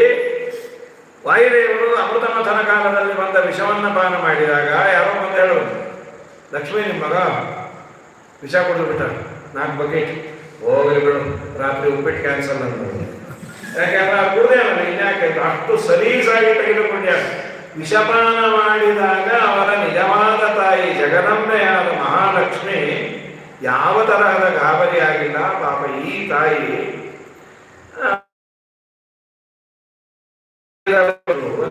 ಅಂತೂ ಮುಖ್ಯ ಪ್ರಾಣದೇವರು ರುದ್ರದೇವರು ಈ ಸಂದರ್ಭದಲ್ಲಿ ಅಂದರೆ ವಿಷಪಾನ ಮಾಡಿದ ಸಂದರ್ಭದಲ್ಲಿ ರುಕ್ಮಿಣಿ ಪಾರ್ವತಿ ಹಾಗೂ ರುದ್ರದೇವರು ಸಂವಾದ ಹೊಂದಿದೆ. ಪಾರ್ವತಿ ಕೇಳ್ತಾರೆ, ನೀವು ನಿಜ ನಾನು ವಿಷ ಕೊಟ್ಟಿದ್ದು? ಹೌದು ಪಾರ್ವತಿ. ಮತ್ತೆ ನಿಮ್ಗೆ ಅದು ಜೀರ್ಣ ಆಗಲ್ಲ? ಅಯ್ಯೋ ನಿಂತು ಬಿಡ್ತು, ತುಂಬಾ ಉರಿತಾ ಇತ್ತು. ಮತ್ತೇನ್ ಮಾಡಿದ್ರಿ? ಅಚ್ಯುತಾನಂತ ಗೋವಿಂದ ನಾಮೋಚ್ಚಾರಣ ವೇಷದಾತೆ ನಶ್ಯಂತಿ ಸಕಲ ರೋಗಾ ಸತ್ಯಂ ಸತ್ಯಂ ವದಾಮ್ಯಹಂ. ಅಚ್ಯುತ ಅನಂತ ಗೋವಿಂದ ಶ್ರೀರಾಮ ಅಂಥೇಳಿ ನಾನು ರಾಮನಾಮವನ್ನ ಜಪ ಮಾಡಿದ್ದಕ್ಕೆ ವಿಷದ ಬಾಧೆ ಕಡಿಮೆ ಆಯಿತು ಅಂತ ರುದ್ರದೇವರು ಅಂದಿದ್ದಾರೆ. ರುದ್ರದೇವರು ಬಹಳ ದೊಡ್ಡವರು, ಮಾಡೆಲಿಂಗ್ ಮಾಡಿ ತೋರಿಸ್ತಾರೆ. ಇನ್ನೂ ಒಂದು, ಅದಕ್ಕೆ ಕಲಿ ಅಭಿಮಾನಿ. ಕಲಿ ತೊಂದರೆ ಕೊಡದ ದೇವತೆ ಅಂದರೆ ವಾಯುದೇವರು. ಚೂರು ತೊಂದರೆಯನ್ನು ಕೊಡ್ತಾನೆ, ಸ್ವಲ್ಪ ಅದಕ್ಕೆ ರುದ್ರದೇವರು ಅವತ್ತಿಂದ ಹೇಳಿದ್ರು, ರಾಮನಾಮವನ್ನು ಜಪ ಮಾಡ್ರಿ. ಅದನ್ನೇ ಹಾಲಾಹಲವನ್ನು ಪಾನವ ಮಾಡಿದ, ಹಾಲಾಹಲ ವಿಷವನ್ನೇ ಪಾನ ಮಾಡಿದ ರುದ್ರದೇವರು ಆ ವಿಷದ ಬಾಧೆಯನ್ನು ಪರಿಹಾರ ಮಾಡಿಕೊಂಡಿದ್ದು ರಾಮನಾಮ. ನಿಮ್ಮ ಸಂಸಾರದಲ್ಲೂ ಚೂರು ಪಾರು ವಿಷಗಳು ಇದ್ದೇ ಇರುತ್ತೆ. ತಿನ್ನುವ ಆಹಾರದಲ್ಲಿ ವಿಷ ಬೆರೆತಿರೋದು, ಇನ್ಸೆಕ್ಟ್ಸ್ ಪೆಸ್ಟಿಸೈಡ್ಸ್ ಹಾಕಿರೋದು ಅದೊಂದಾದರೆ, ಏನೇನೋ ಮನಸ್ಸು ಹಾಳಾಗಿ ಅವರಂದರು ಇವರಂದರು, ನಾವು ಅವರನ್ನು ಇವರನ್ನು ಅಂತೀವಲ್ಲ, ವಿಷದ ವಾತಾವರಣ ನಿರ್ಮಾಣವಾಗಿದೆ ಅಂತ. ಆ ವಿಷದ ವಾತಾವರಣ ಏನಾದರೂ ಕಲುಷಿತವಾದ ವಾತಾವರಣ ಸ್ವಲ್ಪ ಸರಿ ಹೋಗಬೇಕು ಅಂತಾಗಬೇಕಾದರೆ ರಾಮನ ನಾಮವನ್ನು ಉಚ್ಚಾರಣೆ ಮಾಡಿ. ನೀನು ನನ್ನ ಮನೆಯಲ್ಲಿ ಯಾವುದು ಬರದೇ ಇರೋ ಥರ ಅಥವಾ ತುಂಬ ದೂರದಲ್ಲಿ ಹೋಗಿ, ಈಗ ಸಿಟಿಯಲ್ಲಾದರೆ ತುಂಬ ಹೊಗೆ ಇರುತ್ತೆ, ಅದಕ್ಕೆ ಊರಾಚೆಯಲ್ಲಿ ನಾನು ಒಂದು ಫಾರ್ಮ್ ಹೌಸ್ ಮಾಡ್ಕೊಂಡ್ಬಿಡ್ತೇನೆ, ಅಲ್ಲಿ ಕಲುಷಿತವಾದ ವಾತಾವರಣ ಇಲ್ಲ, ಓಕೆ, ಅಲ್ಲಿ ಗಾಳಿ ಪ್ಯೂರ್ ಆಗಿರ್ಬೋದು. ಈ ಮನಸ್ಸು ಹಾಳಾಗಿದ್ರೆ, ಒಳಗಿನ ಮನಸ್ಸು ಕೆಟ್ಟದಾಗಿದ್ರೆ ಹೊರಗಿನ ಗಾಳಿ ಎಷ್ಟು ಚೆನ್ನಾಗಿದ್ರು ಪ್ರಯೋಜನ ಇಲ್ಲ. ಆ ಒಳಗಿನ ಮನಸ್ಸು ಶುದ್ಧವಾಗಿದ್ರೆ ಹೊರಗೆ ವಾತಾವರಣ ಕೆಟ್ಟರೂ ಅಡ್ಡಿ ಇಲ್ಲ. ಹಾಗಾದರೆ ಮನಸ್ಸಿನ ಈ ಕೊಳಕು ಅದು ಹೋಗಬೇಕಾದರೆ ರಾಮನಾಮವೆಂಬ ತೀರ್ಥದಿಂದ ಅದನ್ನು ಶುದ್ಧ ಮಾಡು. ಹಾಲಾಹಲವನ್ನು ಪಾನ ಮಾಡಿದ ರುದ್ರದೇವರಿಗೆ ಅದು ಡೈಜೆಸ್ಟ್ ಆಗಿದೆ ಅಂದರೆ ನಿನ್ನ ಸಂಸಾರದಲ್ಲಿ ನಾನಾ ತರಹದ ವಿಷ ಇದೆ, ವಿಷ ಸರ್ಪಗಳು ಇದ್ದಾವೆ. ಆ ವಿಷಸರ್ಪಗಳ ಬಾಧೆ ನಿನಗಾಗಬಾರ್ದು, ವಿಷದ ಬಾಧೆ ಆಗಬಾರ್ದು ಅಂದರೆ ರಾಮನಾಮವನ್ನು ಜಪ ಮಾಡು. ಆಲಾಪಿ ಸುತ ಶಿಲೆಯಾಗಿದ್ದ ಬಾಲೆ ಇನ್ನು ಕಷ್ಟಪಡ್ತಾ ಇದ್ದ ಶಿಲೆಯಂತೆ ಆಗಿದ್ದು ಅಹಲ್ಯ. ಅಹಲ್ಯಾದೇವಿಗೆ ಪತಿಯ ಶಾಪ. ತಥೋ ಅಹಲ್ಯಂ ಪತಿನಾಭಿಶಪ್ತಂ ಶಿಲೀಕೃತ. ಇಂದ್ರದೇವರ ಪ್ರಗರ್ಷಣಾತ್ ಇಂದ್ರಕೃತ ಶಿಲೀಕೃತ. ಶ್ರೀರಾಮಚಂದ್ರ ವಿಶ್ವಾಮಿತ್ರರ ಜೊತೆಯಲ್ಲಿ ಬರಬೇಕಾದ್ರೆ ಕೇಳದ, ಯಾರಿದು? ಅಹಲ್ಯೆ ಅಂತಾರಪ್ಪ, ಗೌತಮರ ಪತ್ನಿ. ಏನು ಮತ್ತೆ ಕಲ್ಲು ಕೂತಾಕೂತಿಯಾರಲ್ಲ? ಕಲ್ಲಾಗಿದ್ದಲ್ಲ, ಯಾಕಂದರೆ ಚೇತನ ಅಚೇತನ ಆಗಲ್ಲ, ಅಚೇತನ ಚೇತನ ಆಗಲ್ಲ. ಕಲ್ಲು ಥರ ನಿಶ್ಚಯಿತರಾಗಿದ್ದು ಅಂತ ಅಷ್ಟೇ ಇಟ್ಕೊಳ್ಬೇಕು. ಪ್ರಕೃತಿ ವಿಕಲ್ಪದಲ್ಲಿ ಬಹಳ ದೊಡ್ಡ ಚರ್ಚೆಯನ್ನು ಮಾಡಿದ್ದಾರೆ. ಕಲ್ಲೇ ಆಗಿದ್ದು ಅಹಲ್ಯ, ಆಮೇಲೆ ಸರಿ ಹೋದ್ದು ಅಂತ ಕಲ್ಲಿನಂತೆ ಇದು. ಹಿಂದೆಲ್ಲ ಬಯ್ಯೋ ಏನು ಕಂಬ ಕೂತಾಕೂತಿಯಲ್ಲ ಅಂತ. ಅವ್ನು ಏನು ಹೇಳಿದ್ರು ಅವ ಇಲ್ಲ ಶಿವ ಇಲ್ಲ. ನಾಳೆ ಮಠಕ್ಕೆ ಬರ್ತೀಯಾ, ಮನೇಲೆ ಊಟ ಮಾಡ್ತೀಯಾ, ಹೀಗಿದ್ದು ಏನು ಸಾಯ್ಬೇಕು ಅವರು? ಅಲ್ಲೋ ನೀ ಏನು ಬರ್ತೀಯೋ ಇರ್ತೀಯೋ? ಈಗ ಇನ್ನು ಏನಾದ್ರು ಏನು ಬರ್ತೀನಿ ಅಂತಾನೋ ಇರ್ತೀನಿ ಅಂತಾನೋ. ಹಾಗಾಗಿ ಏನು ಕಂಬ ಬೆಲ್ಲ ಕೊಟ್ಟು ಗುಂಡು ಕೂತಾಕೊಟ್ರಿ ಸರಿಯಾಗಿ ಉತ್ತರ ಕೊಡು. ಅವಳು ಕಲ್ಲಿನಂತೆ ಆಗಿದ್ದು ಅಹಲ್ಯ. ಶ್ರೀರಾಮಚಂದ್ರ ನೋಡಿದ, ಯಾರು ಅವಳು ಪತಿಯ ಶಾಪಕ್ಕೆ ಗುರಿಯಾಗಿದ್ದಾಳೆ. ಇಂದ್ರದೇವರು ಪ್ರಾರ್ಥನೆ ಮಾಡಿದ್ದಂತೆ, ರಾಮ ಅವರನ್ನು ಉದ್ಧಾರ ಮಾಡು. ಯಾಕೆಂದರೆ ವೈಷ್ಣವರ ದ್ವೇಷ ಆದಾಗ ಆಯ್ತಲ್ಲ ಪಾಪ, ಗಂಡ ಹೆಂಡತಿಯನ್ನು ದೂರ ಮಾಡಿದಂತಹ ಒಂದು ಪಾಪಕ್ಕೆ ಗುರಿ ಆಗ್ತೀನೋ ಏನೋ. ಯದ್ಯಪಿ ಇದು ದೇವ ಕಾರ್ಯ, ನನ್ನ ಕಾಮಕ್ಕಾಗಿ ನಾನು ಬಂದದ್ದಲ್ಲ, ಗೌತಮರ ತಪಸ್ಸನ್ನು ಕಮ್ಮಿ ಮಾಡಬೇಕು ಅಂತ ಬಂದದ್ದು. ಆದರೂ ಅವರಿಬ್ಬರು ಬೇರೆ ಅಂತ ಆಗಿದ್ದಾರಲ್ಲ ಪತಿಪತ್ನಿಯರು. ನೀನಾದರೂ ಉದ್ಧಾರ ಆಯ್ತು. ಶ್ರೀರಾಮಚಂದ್ರ ಪಾದಸ್ಪರ್ಶ ಮಾಡದ ಅಂತ ದಾಸರ ಪದಪದ್ಯಗಳಲ್ಲಿದೆ. ಶಿಲೆಯಾದ ಹನ್ನೆಯನು ಶುದ್ಧ ಮಾಡಿದ ಪಾದ, ಒಲಿದು ಪಾರ್ಥನ ರಥವ ತುಡಿದ ಪಾದ, ಕಲಿಸುಯೋಧನನ ಉಲಗದಿ ಕಡುಹಿದ ಪಾದ, ಕಲಕಿ ಕಾಳಿಂಗನ ಮೆಟ್ಟಿ ತೋಳಿದ ಪಾದವನು ಭಜಿಸಿ ಬದುಕೆಲೋ ಮಾನವ. ಶಿಲೆಯಾದ ಹಲ್ಯವನ್ನು ಶುದ್ಧ ಮಾಡಿದ ಪಾದ, ಅದಾಂದ್ರೆ ಸ್ವರೂಪ ಅಂತ ಇಟ್ಕೋಬಹುದು. ಶ್ರೀಮದಾಚಾರ್ಯರು ಸ್ವದರ್ಶನ ಮಾನುಷತಾಮುಪೇಕ್ಷ ಅಂತ ಕೇವಲ ನೋಡಿದ್ದಕ್ಕೆ ಸರಿ ಹೋಗ್ಬೋದು, ದೇವರ ಕೃಪಾದೃಷ್ಟಿ ಬಿಟ್ಟು ಸರಿ ಹೋಗ್ಬೋದು. ನಮ್ಮ ಸಿದ್ಧಾಂತದ ಪ್ರಕಾರ ಸ್ವಗತ ಬೇರೆ ವಿವರ್ಜಿತ, ಪಾದ ಬೇರೆ ಅಲ್ಲ, ದೇವರ ಕಣ್ಣು ಬೇರೆ ಅಲ್ಲ. ಹಾಗಾಗಿ ಏನು ಮಹಾ ಸಮಸ್ಯೆ ಏನಲ್ಲ. ಅಂತೂ ಅವಳನ್ನು ಅಹಲ್ಯೆಯನ್ನು ಉದ್ಧಾರ ಮಾಡಿದಂತಹ ಸ್ವರೂಪನಿಂದು ಆಲಾಪಿಸುತ್ತ ಶಿಲೆಯಾಗಿದ್ದ ಬಾಲೆಯ ಅಹಲ್ಯೆಯನ್ನು ಕೇಳೇನು. ಅಹಲ್ಯೆಯನ್ನು ಕೇಳು. ಅಹಲ್ಯೆಯನ್ನು ನಾವು ಕೇಳಲಿಕ್ಕೆ ಅವಳು ಯಾರಿಲ್ಲ. ಅಹಲ್ಯೆಯ ಕಥೆಯನ್ನು ಕೇಳು. ನಿನ್ನ ಜೀವನದಲ್ಲೂ ಏನೋ ಫ್ರಸ್ಟ್ರೇಷನ್ನು ಅಥವಾ ಡಿಪ್ರೆಷನ್ನು, ಈಗೆಲ್ಲ ಅದೇ ಜಾಸ್ತಿ. ಒಂದ ಡಿಪ್ರೆಷನ್ ಇಲ್ಲ ಫ್ರಸ್ಟ್ರೇಷನ್. ಡಿಪ್ರೆಷನ್ನು ಏನೋ ಮಾಡ್ಲಿಕ್ಕೆ ಹೋಗಿ ಎಲ್ಲ ಲಾಸ್ ಆಗಿ ಏನವರು ಹಾಗಾಗ್ಬಿಟ್ಟಿದ್ದಾರೆ, ಏನೋ ಡಿಪ್ರೆಷನ್ ಅವರೊಂಥರ ಆಗ್ಬಿಟ್ಟಿದ್ದಾರೆ. ಇಲ್ಲ ಫ್ರಸ್ಟ್ರೇಷನ್, ಅದು ಮಾಡ್ತಾ ಇಲ್ಲ ಇದು ಮಾಡ್ತಾ ಇಲ್ಲ ಅಂತ ಅವ್ರ ಮೇಲೆ ಬೇಕು ಇವ್ರ ಮೇಲೆ ಬೇಕು. ಸ್ವಲ್ಪ ಪಕ್ಕಕ್ಕೆ ಸರಿಯಿಲ್ಲ, ನಾ ಪಕ್ಕನೇ ಇದ್ದೀನಿ ಅಂತೇಳಿ ನಾನು ಏನೋ ಅಂದೆ, ಈ ಥರದ್ದೆಲ್ಲ ಸಮಸ್ಯೆಗಳು. ಹಾಗಾದರೆ ಹರಿಯ ನಾಮವನ್ನು ಉಚ್ಚಾರಣೆ ಮಾಡುವಂಥ ಒಂದು ಅಹಲ್ಯ ಅನ್ನೋದಕ್ಕೆ ಮತ್ತೊಂದು ಅರ್ಥವನ್ನು ಹೇಳ್ತಾರೆ. ಹಲ್ಯ ಅಂದರೆ ಹಲಿ ಅನ್ನೋದಕ್ಕೆ ನೇಗಿಲು ಅಂತ, ಹಲಾಯುಧ ಅಂತ ಕರಿತೀವಿ ನೋಡಿ. ಹಲ ಅಂದರೆ ಬಲರಾಮನ ಆಯುಧ ಅಂತ ನೇಗಿಲು. ಹಲ್ಯ ಅಂದರೆ ನೇಗಿಲಿನಿಂದ ಉಳಲಿಕ್ಕೆ ಯೋಗ್ಯವಾದ ಭೂಮಿಯನ್ನು ಹಲ್ಯ ಅಂತ ಕರೀತಾರೆ. ನೇಗಿಲಿನಿಂದ ಉಳಬಹುದಾದ ಒಳ್ಳೆ ಮಣ್ಣನ್ನು, ಬರೀ ಕಲ್ಲು ಕಾಂಕ್ರೀಟ್ ಇದ್ರೆ ಅಲ್ಲಿ ನೇಗಿಲ ಬೆಡ್ ಆಗುತ್ತೆ, ಇನ್ನು ಮುಂದೆ ಕೂತ್ಕೊಂಡ್ಬಿಡುತ್ತೆ. ಭೂಮಿ ಚೆನ್ನಾಗಿದ್ರೆ ಅಲ್ಲಿ ನೇಗಿಲನ್ನು ಉಳಬಹುದು. ಅಹಲ್ಯ ಅಂದರೆ ಇಲ್ಲ, ಏನು ನೇಗಿಲಿನಿಂದ ಉಳಲಾಗದ ಭೂಮಿ, ಯಾವ ಬೀಜವನ್ನು ಬಿತ್ತಲಾಗದ ಭೂಮಿಯನ್ನ ಅಹಲ್ಯ ಅಂತ ಕರೀತಾರೆ. ಅಲ್ಲಿ ನಾವು ಏನಾದರೂ ಬೀಜವನ್ನು ಬಿತ್ತಬೇಕು ಅಂದ್ರೆ ಸಾಧ್ಯ ಇಲ್ಲಲ್ಲ. ಅದು ಯಾವುದು ಅಹಲ್ಯ? ನಮ್ಮ ಹೃದಯವೇ ಅಹಲ್ಯ. ಅಲ್ಲಿ ಯಾವ ಬೀಜವನ್ನು ಬಿತ್ತಲಿಕ್ಕಾಗ್ತದೆ, ಅಲ್ಲಿ ಬೀಜ ಬಿತ್ತಬೇಕಂತ ಯಾವುದದು? ನಾರಾಯಣನೆಂದು ನಾಮದ ಬೀಜವ ನಾಲಿಗೆ ತುದಿಯಿಂದ ಬಿತ್ತಿರಯ್ಯ. ದಾಸರದು ಬಿತ್ತಲಿಕ್ಕೆ ಜಾಗ ಬೇಕಲ್ರಿ. ಬೆಂಗಳೂರಲ್ಲಿ ಸೈಟ್ ರೇಟ್ ಜಾಸ್ತಿ ಆದಮೇಲೆ ಚಿಕ್ಕ ಸೈಟ್ ಆಗುತ್ತೆ. ಹಿಂದೆಲ್ಲ ಹಳೆ ಸೈಟ್ಗಳು 50, 80, 100 ಕೆಲವು ಸೈಟಲ್ಲೇ ಇದೆ.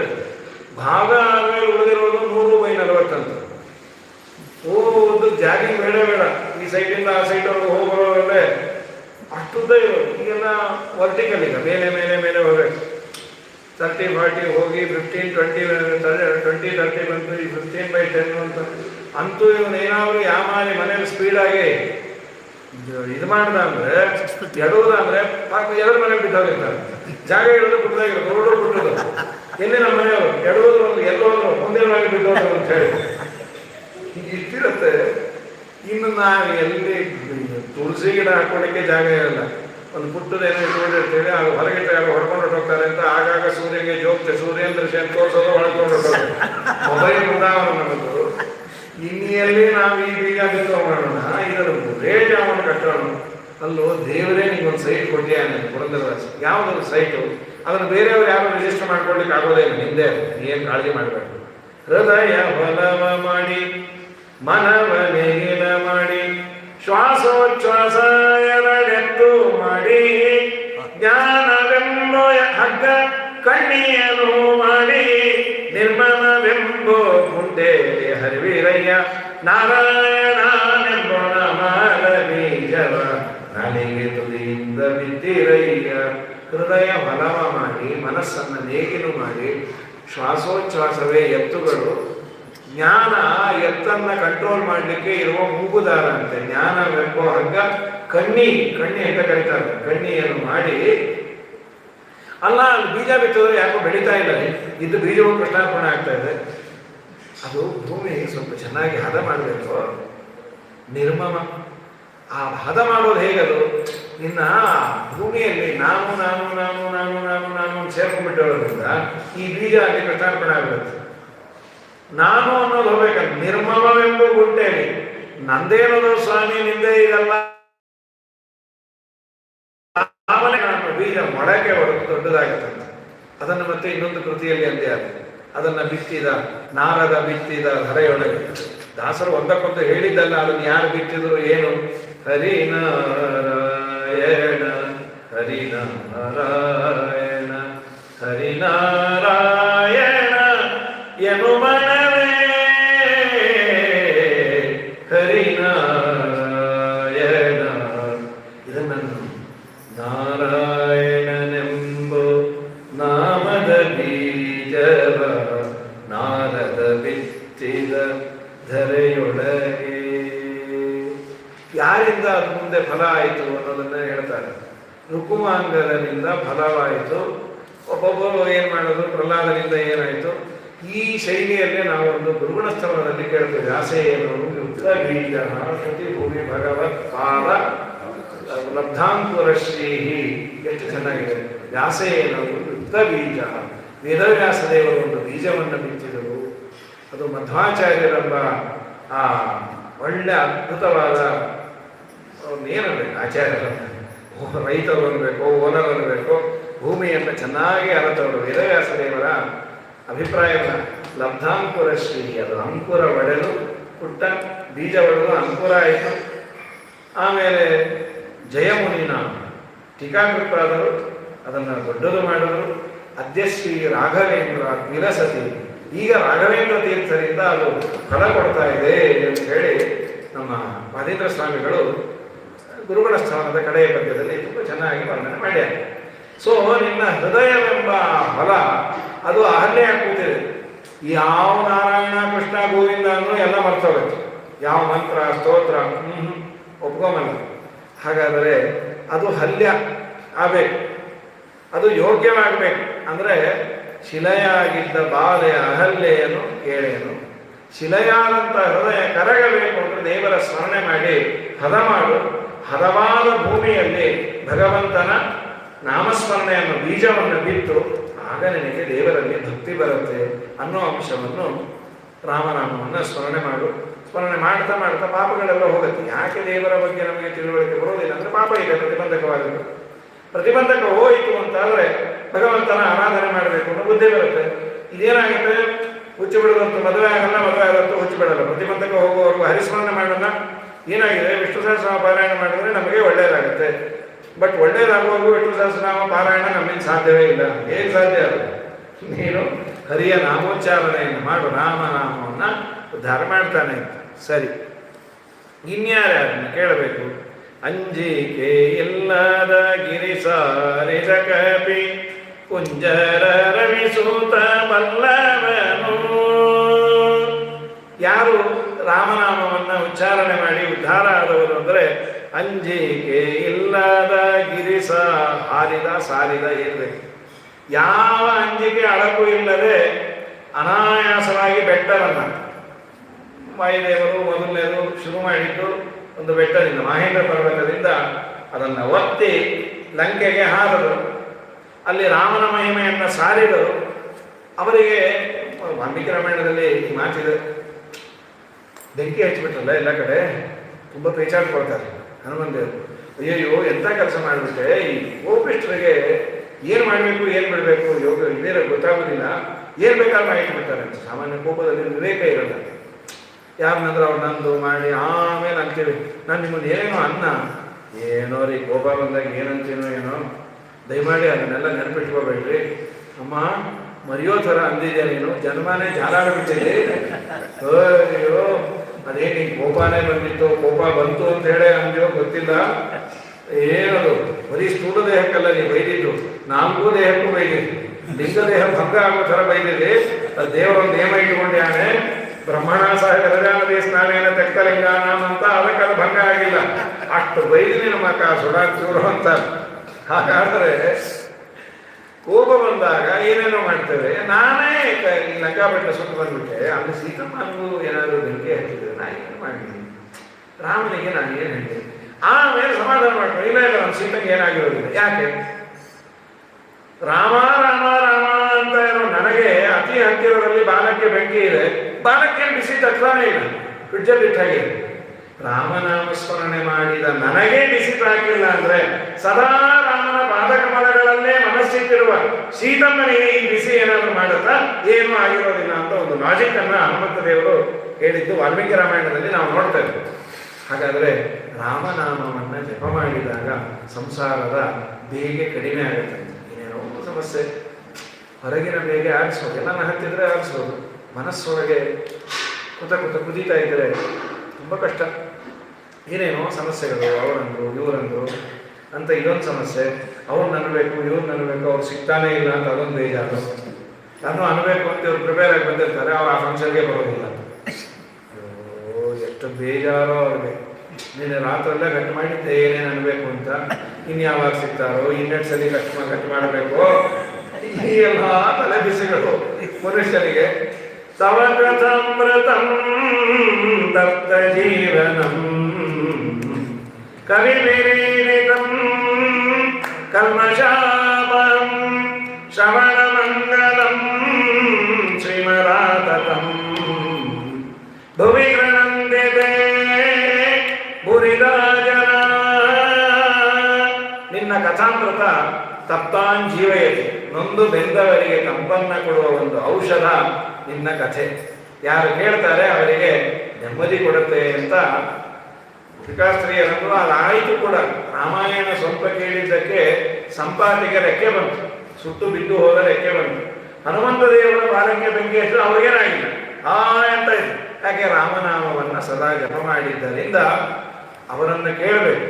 ರಾಮನಾಮವನ್ನು ಜಪ ಮಾಡಿದ್ರೆ ಏನಾಗುತ್ತೆ? ಏನೂ ಆಗಲ್ಲ ಅಂತಾರೆ. ಏನಾಗಲ್ಲ, ಏನೂ ಆಗಲ್ಲ. ಎಂತೆಂಥ ಆಪತ್ತುಗಳು ಬಂದು ಏನೂ ಆಗಲ್ಲ. ಡೆಟಾಲ್ ಅಡ್ವರ್ಟೈಸ್ಮೆಂಟ್ ಇದ್ದಾರೆ, इससे क्या होगा? कुछ नहीं होगा. इससे क्या होगा? कुछ नहीं होगा. तो क्यों डाल रहा है? कुछ ही नहीं होगा इसलिए मैं डाल रहा हूँ. ಇದನ್ನು ಯಾಕೆ ಹಾಕಿ ನೆಲ ಒರೆಸ್ತಾ ಇದ್ದೀನಿ ಅಂದ್ರೆ ಯಾವ ತರಹದ ಬ್ಯಾಕ್ಟೀರಿಯಾಸು ತೊಂದರೆ ಕೊಡಲ್ಲ. ಆದ್ದರಿಂದ ರಾಮನಾಮವನ್ನು ಜಪ ಮಾಡಿದ್ರೆ ಏನಾಗುತ್ತೆ? ಏನಾಗಲ್ಲ. ರಾಮನಾಮ ಜಪ ಮಾಡಿ ಏನಾಗಬೇಕು? ಮಾಡಬೇಕಾಗೆ ಏನೂ ಆಗಲ್ಲ, ಅದಕ್ಕೆ ಮಾಡಬೇಕು. ನಿನಗೇನೇನಾಗಬೇಕಾಗಿತ್ತು ಅನಾಹುತಗಳು ಅದು ಯಾವುದೂ ಹರಿಸ್ಮರಣೆಯಿಂದ ನಿಂತೋಗತ್ತೆ, ಬರಬೇಕಾದದ್ದು. ಆದ್ದರಿಂದ ರಾಮನಾಮವನ್ನು ಜಪ ಮಾಡು. ಅದನ್ನು ಮಾಡಿದವರು ಹನುಮಂತ ದೇವರು. ನಿರಂತರ ರಾಮನ ಜಪ ಮಾಡಿದ್ದಕ್ಕೆ ಗಿರಿ ಸಾರಿದ ಕಪಿ ವಾಯುದೇವರನ್ನು ಕೇಳಬೇಕು, ಏನ ಹರಿನಾಮಸ್ಮರಣೆ ಮಾಡಿದ್ರು ಏನಾಗುತ್ತೆ? ಕುಂಜರ. ಕುಂಜರ ಅಂದರೆ ಆನೆ. ಆ ಆನೆ ಪಾಪ ಜಾಡಿ ಸಾಯ್ತಾ ಇತ್ತು 1000 ವರ್ಷ. 1000 ವರ್ಷ ಜಗಳ ಆಡೋದು ಕಷ್ಟವೇ. ಯಾರ ಜೊತೆ ಆದರೂ ಒಂದು 10 ನಿಮಿಷ ಜಗಳ ಆಡ್ಬೋದು, ಬೇಕಾದ್ರೆ ಇನ್ನೂ ಸಾಮರ್ಥ್ಯ ಇದೆ, ಅರ್ಧ ಗಂಟೆ ಜಗಳ ಆಗ್ಬೋದು. ಆಮೇಲೆ ಬೈಗಳೆಲ್ಲ ಮರ್ತೋಗುತ್ತೆ, ಗೆಲುಗಳು ಮುಗಿದೋಗುತ್ತೆ. ಇನ್ನೇನು ಬೈಯೋದು? ಆಯಿತು, ಇವತ್ತು ಬಿಟ್ಟೇನೆ, ನನಗೆ ಏನೋ ಅರ್ಜೆಂಟ್ ಕೆಲಸ ಇದೆ, ನಾಳೆ ನೋಡ್ಕೋತೇನೆ. ಮನೆಗೆ ಬಂದು ಹೇಳ್ತೀವಿ, ಅವರಂದ್ರೆ ತುಂಬ ಜಗಳ ಆಡ್ತೇನೆ. ಅಯ್ಯ ಸುಮ್ಮನಿರು, ನಿನ್ನ ಥರ ಸಾಮರ್ಥ್ಯ ನಮಗೇನಿಲ್ಲ ಅಷ್ಟು ಬೈಯಕ್ಕೆ ಅಂಥೇಳಿ 1000 ವರ್ಷ ಆನೆ ಹಿಡ್ಕೊಂಡೆ, ಆ ಮೊಸಳೆ ಹಿಡ್ಕೊಂಡಿದೆ. ಯಾರ್ಯಾರೋ ರಕ್ಷಣೆ ಮಾಡ್ಬೋದು ಅಂತ ಪ್ರಯತ್ನ ಮಾಡೋಣ. ಕಡೆಗೆ ಎಲ್ಲ ಕೈ ಬಿಟ್ಟು ಯಾರಿಗಾಗತ್ತೆ? ನಮ್ಮ ಪ್ರಯತ್ನ ಎಷ್ಟೊತ್ತು ಮಾಡ್ಬೋದು ಯಾರನ್ನಾದ್ರೂ ರಕ್ಷಣೆ ಮಾಡಲಿಕ್ಕೆ? ಎಲ್ಲರೂ ಹೇಳೋದು ನಮಾಮಿ ಮೇಘಾತಯ ತುರಂಗಜ ಕುತಕ್ಕರಣ್ಯ ಪ್ರಭವಂತಿ ಮೋಚಿತುಂ ದ್ರಾಹೇಣ ಪಾಶೇನ ವಿಧಾತುರಾವೃತೋ ಅಹಂ ಚ ತಮ್ಯಾಮಿ ಪರಂಪರಾಯಣಂ. ನಮ್ಮಪ್ಪ ಇವರು ಯಾರು ಸಮರ್ಥರಲ್ಲೋ, ನಿನ್ನನ್ನೇ ನಾನು ಮೊರೆ ಹೋಗಿದ್ದೇನೆ, ನೀನೇ ನನಗೆ ರಕ್ಷಣೆ ಮಾಡಬೇಕು. ಪ್ರಾಜ್ಞನ್ಮತ್ ಅನುಶಿಕ್ಷಿತು ಯಸ್ಮಿನ್ ನಿರಂ ಯತಶ್ಚೇದಂ ಏನೇನಂ ಯೈರಂ ಸ್ವಯಂ ಯೋಸ್ಮಾತ್ ಪರಸ್ಮಾಚ್ಚ ಪರಃ ತಂ ಪ್ರಪದ್ಯೆ ಯತೋ ವಾ ಇಮಾನಿ ಭೂತಾನಿ ಜಾಯಂತೆ ಏನ ಜಾತಾನಿ ಜೀವಂತಿ ಅನ್ನುವ ವೇದದ ಮಾತುಗಳನ್ನೇ ಹಿಂದಿನ ಜನ್ಮದಲ್ಲಿ ಓದಿದ್ದು ಅವನಿಗೆ ದೇವರು ತಲೆಯಲ್ಲಿ ಬಳಸ್ದ. ಸ್ವಾಮಿ ನಿನ್ನನ್ನು ಬಿಟ್ಟು ಬೇರೆ ಯಾರಿಲ್ಲ ಅಂತ ಸ್ತೋತ್ರ ಮಾಡಿ ಕಡೆಗೆ ಪ್ರಾಣವೇ ಬಿಟ್ಟು ಬಿಡ್ತೀನೋ, ತುಂಬ ಕಷ್ಟ ಆಗ್ತಾ ಇದೆ. 1000 ವರ್ಷ ಉಪವಾಸ, ಅನ್ನ ಇಲ್ಲ, ಆಹಾರ ಇಲ್ಲ, ರಕ್ತಸ್ರಾವ. ಈ ಮೊಸಳೆಗೆ ಏನು ತೊಂದರೆ ಇಲ್ಲ, ವರ್ಕ್ ಫ್ರಮ್ ಹೋಮ್ ಅದು. ತನ್ನ ಮನೇಲೇ ಎಳಿತಾ ಇದೆ ರಕ್ತ, ಕೂತಲ್ಲೇ ಕೂತಿದೆ. ಈ ಆನೆ ಮಧ್ಯಾಹ್ನ ಸಾಯ್ತಾ ಇದೆ, ಆಫೀಸ್ ಹೋಗಿದ್ದು ವಾಪಸ್ ಬಂದೇ ಇಲ್ಲ. ಏನು ಮಧ್ಯಾಹ್ನಬೇಕು? ಈ ಪಾಪ ಹೇಳ್ತಾ ಇರ್ತಾರೆ, ಈ ಎಲೆಕ್ಷನ್ ಕೌಂಟಿಂಗ್ ಮಡಿವಂತ ಹೋದ್ರೆ ಸತ್ರು. ಹಿಂದೆಲ್ಲ ಬ್ಯಾಲೆಟ್ ಬಾಕ್ಸ್ ಇದ್ದಾಗ 3 ದಿನ 4 ದಿನ ಬ್ಯಾಲೆಟ್ ಬಾಕ್ಸು ಅದರಲ್ಲೂ ಸರಿ ಇಲ್ಲ ಅಂದರೆ ಅವ್ರು ವಾಪಸ್ ಬರೋ ಹಾಗೆ ಇಲ್ಲ, ತಲ್ಲೇ ಎಲ್ಲ ಬರುತ್ತೆ. ಈ ಪ್ರಾಣಿ ಏನು ತಿನ್ನೋ ಹಾಗಿಲ್ವೇ? ಸ್ನಾನ ಆಗಬೇಕು, ಸಂಧ್ಯಾವಂದನೆ ಆಗಬೇಕು. ಏನೋ ಒಂದು ಸುದರ್ಶನ ಅಂತ ತೊಗೊಂಡು ಹೋಗಿದ್ರು, ಅದು ಎಲ್ಲಿ ನೀರಿಲ್ಲ. ಆ ಯಾವ ಬಿಟ್ಟು ಆ ಸುದರ್ಶನ ಎಲ್ಲ ಕಳೆದೋಯ್ತು, ಅದನ್ನು ಹುಡುಕೋದ್ರಲ್ಲಿ ಸಾಕಾಗಿ ಹೋಯ್ತೇವೆ. ಹೀಗಾಗಿ ಪ್ರಕೃತದಲ್ಲಿ ಶ್ರೀರಾಮಚಂದ್ರ ತನ್ನ ನಾಮಸ್ಮರಣೆಯನ್ನು ಮಾಡಿದ. ರಾಮ ಅಂದರೆ ರಾಮನಿಂದ ಅಭಿನ್ನವಾದ ಭಗವದ್ ರೂಪಗಳು. ಕುಂಜರ ಕರೆದದ್ದು ನಾರಾಯಣ ಅಖಿಲ ಗುರು ಭಗವನ್ ನಮಸ್ತೆ. ದೇವರನ್ನು ನೋಡ್ದ, ದೇವರು ಗರುಡಾರೂಢನಾಗಿ ಬರೋದನ್ನು ನೋಡಿ ಉಕ್ಷಿಪ್ಯ ಸಂಭುಜಕರಂ ಗಿರಮಾಹ ಕೃಚ್ಛ್ರಾತೆ ನಾರಾಯಣ ಅಖಿಲ ಗುರು ಭಗವನ್ ನಮಸ್ತೆ. ನಮ್ಮಪ್ಪ ನಿನ್ನನ್ನು ಬಿಟ್ಟು ಬೇರೆ ಯಾರಿಲ್ಲ, ನಿನ್ನ ನಾಯೇನು ಕೊಡೋ ಸ್ಥಿತಿಯಲ್ಲೂ ಇಲ್ಲ, ನಿನ್ನದೇ ಆ ಕಮಲವನ್ನು ಕಿತ್ತು ನಿನಗೆ ಅರ್ಪಣೆ ಮಾಡ್ತೇನೆ. ಮಡುವೇನುಳ್ಮಕರಿ ಕಲ್ಪಿಡಿದೆಳೆಯಲು ಜನ ಸರಿಯೇ ಜನ ಸರಿಯೇ ತುತಿಸಿ ನಿನ್ನಯ ಕರೆಯೇ ಮಡದಿಯೊಡ ಬೇಳದಲೆ ಸಂಗಡ ಎಡಬಲದ ಕಡೆ ತಿರುಗಿ ನೋಡದೆ ತಡಯದಲ್ಲಿ ನೀ ತಡಿಗೊದಗಿ ಕಲಿಯ ತೊಡಲು ಬೆಳೆದಿದ ಕಡುದಯಾನಿದೆ ವರದ ಕಂಚಿ ವರದ ವರದಾನಿ ಪೊರೆ ಎಂದು ಮೊರೆಯಿಡಲ ಕ್ಷಣ ಬಂದು ನೆರವಿ ಅಭೀಷ್ಟವಗರವಿ ನಿರುತ ನಿನ್ನಯ ಚರಣ ಶರಣರ ಪೊರೆವ ಕಾರ್ಯ ದೂರಂದರ ವರದ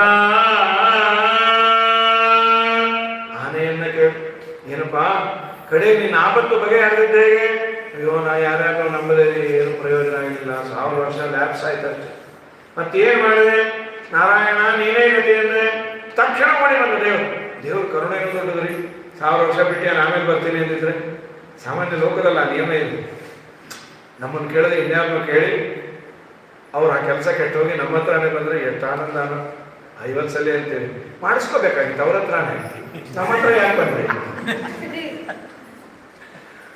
ಏನೋ ಎಲೆಕ್ಟ್ರಿಷಿಯನ್ನು ಮನೆ ಕಟ್ಟಬೇಕಾದ್ರೆ ಹೇಳಿದ್ದ, ನೋಡಿ ನಾನೇ ನಿಮ್ಮ ಮನೇಲಿ ಎಲೆಕ್ಟ್ರಿಕ್ ಕೆಲಸ ಮಾಡ್ಕೊಡ್ತೇನೆ, ನೀವು ಎಲ್ಲ ಬೇಕಾದ್ರೆ ವಿಚಾರಿಸ್ಕೊಂಡ್ಬನ್ನಿ, ಅವ್ರಿಗೆಲ್ಲ ಕಮ್ಮಿಗೆ ಮಾಡಿಸ್ಕೊಡ್ತೇನೆ, ನಿಮ್ಗೆ ಯಾವ ಮಟೀರಿಯಲ್ ಬೇಕೋ ನೀವೇ ನನ್ನೊಟ್ಟಿಗೆ ಬನ್ನಿ ಮಾಡಿಕೊಡ್ತೀನಿ. ನೀವು ಸುಮ್ಮನೆ ಬಂದು ಒಳಗೆ ಕೊಡೋದು, ಅವ್ನು ಸರಿ ಮಾಡದೇ ಇರೋ ಸುಮ್ಮನೆ ಯಾಕಪ್ಪ ರಗಳೆ ಕಾಂಟ್ರಾಕ್ಟರ್ ಒಬ್ಬರೇ ಕೊಟ್ಟಿದ್ದೀವಿ. ಸರಿ ಅವ್ರು ಏನಂದ್ರು, ಇಲ್ಲ ನಮ್ಮ ಕಾಂಟ್ರಾಕ್ಟ್ ಹೇಳ್ದೆ ಬೇಕಾದ್ರೆ ಬಿಲ್ಡಿಂಗ್ ನೀವು ಕಟ್ಟಬೇಕಂತ ಎಲೆಕ್ಟ್ರಿಕ್ ಅವರೇ ಮಾಡ್ತಾರಂತೆ. ಇವನಿಗೆ ಇಟ್ಟಿಗೆ ಎತ್ತಕ್ಕೂ ಗೊತ್ತಿರಲಿಲ್ಲ, ಅದಕ್ಕೆ ಆಗಲ್ಲ ಅಂದ್ಬಿಟ್ಟು. ಇವನು ಕರ್ಮಕ್ಕೆ ಏನಾಗಿತ್ತು, ಗೃಹ ಪ್ರವೇಶನ ಎಲ್ಲಿ ಮುಟ್ಟಿದ್ರು ಹೊಡಿತಾ ಇದ್ದ ಕರೆಂಟ್.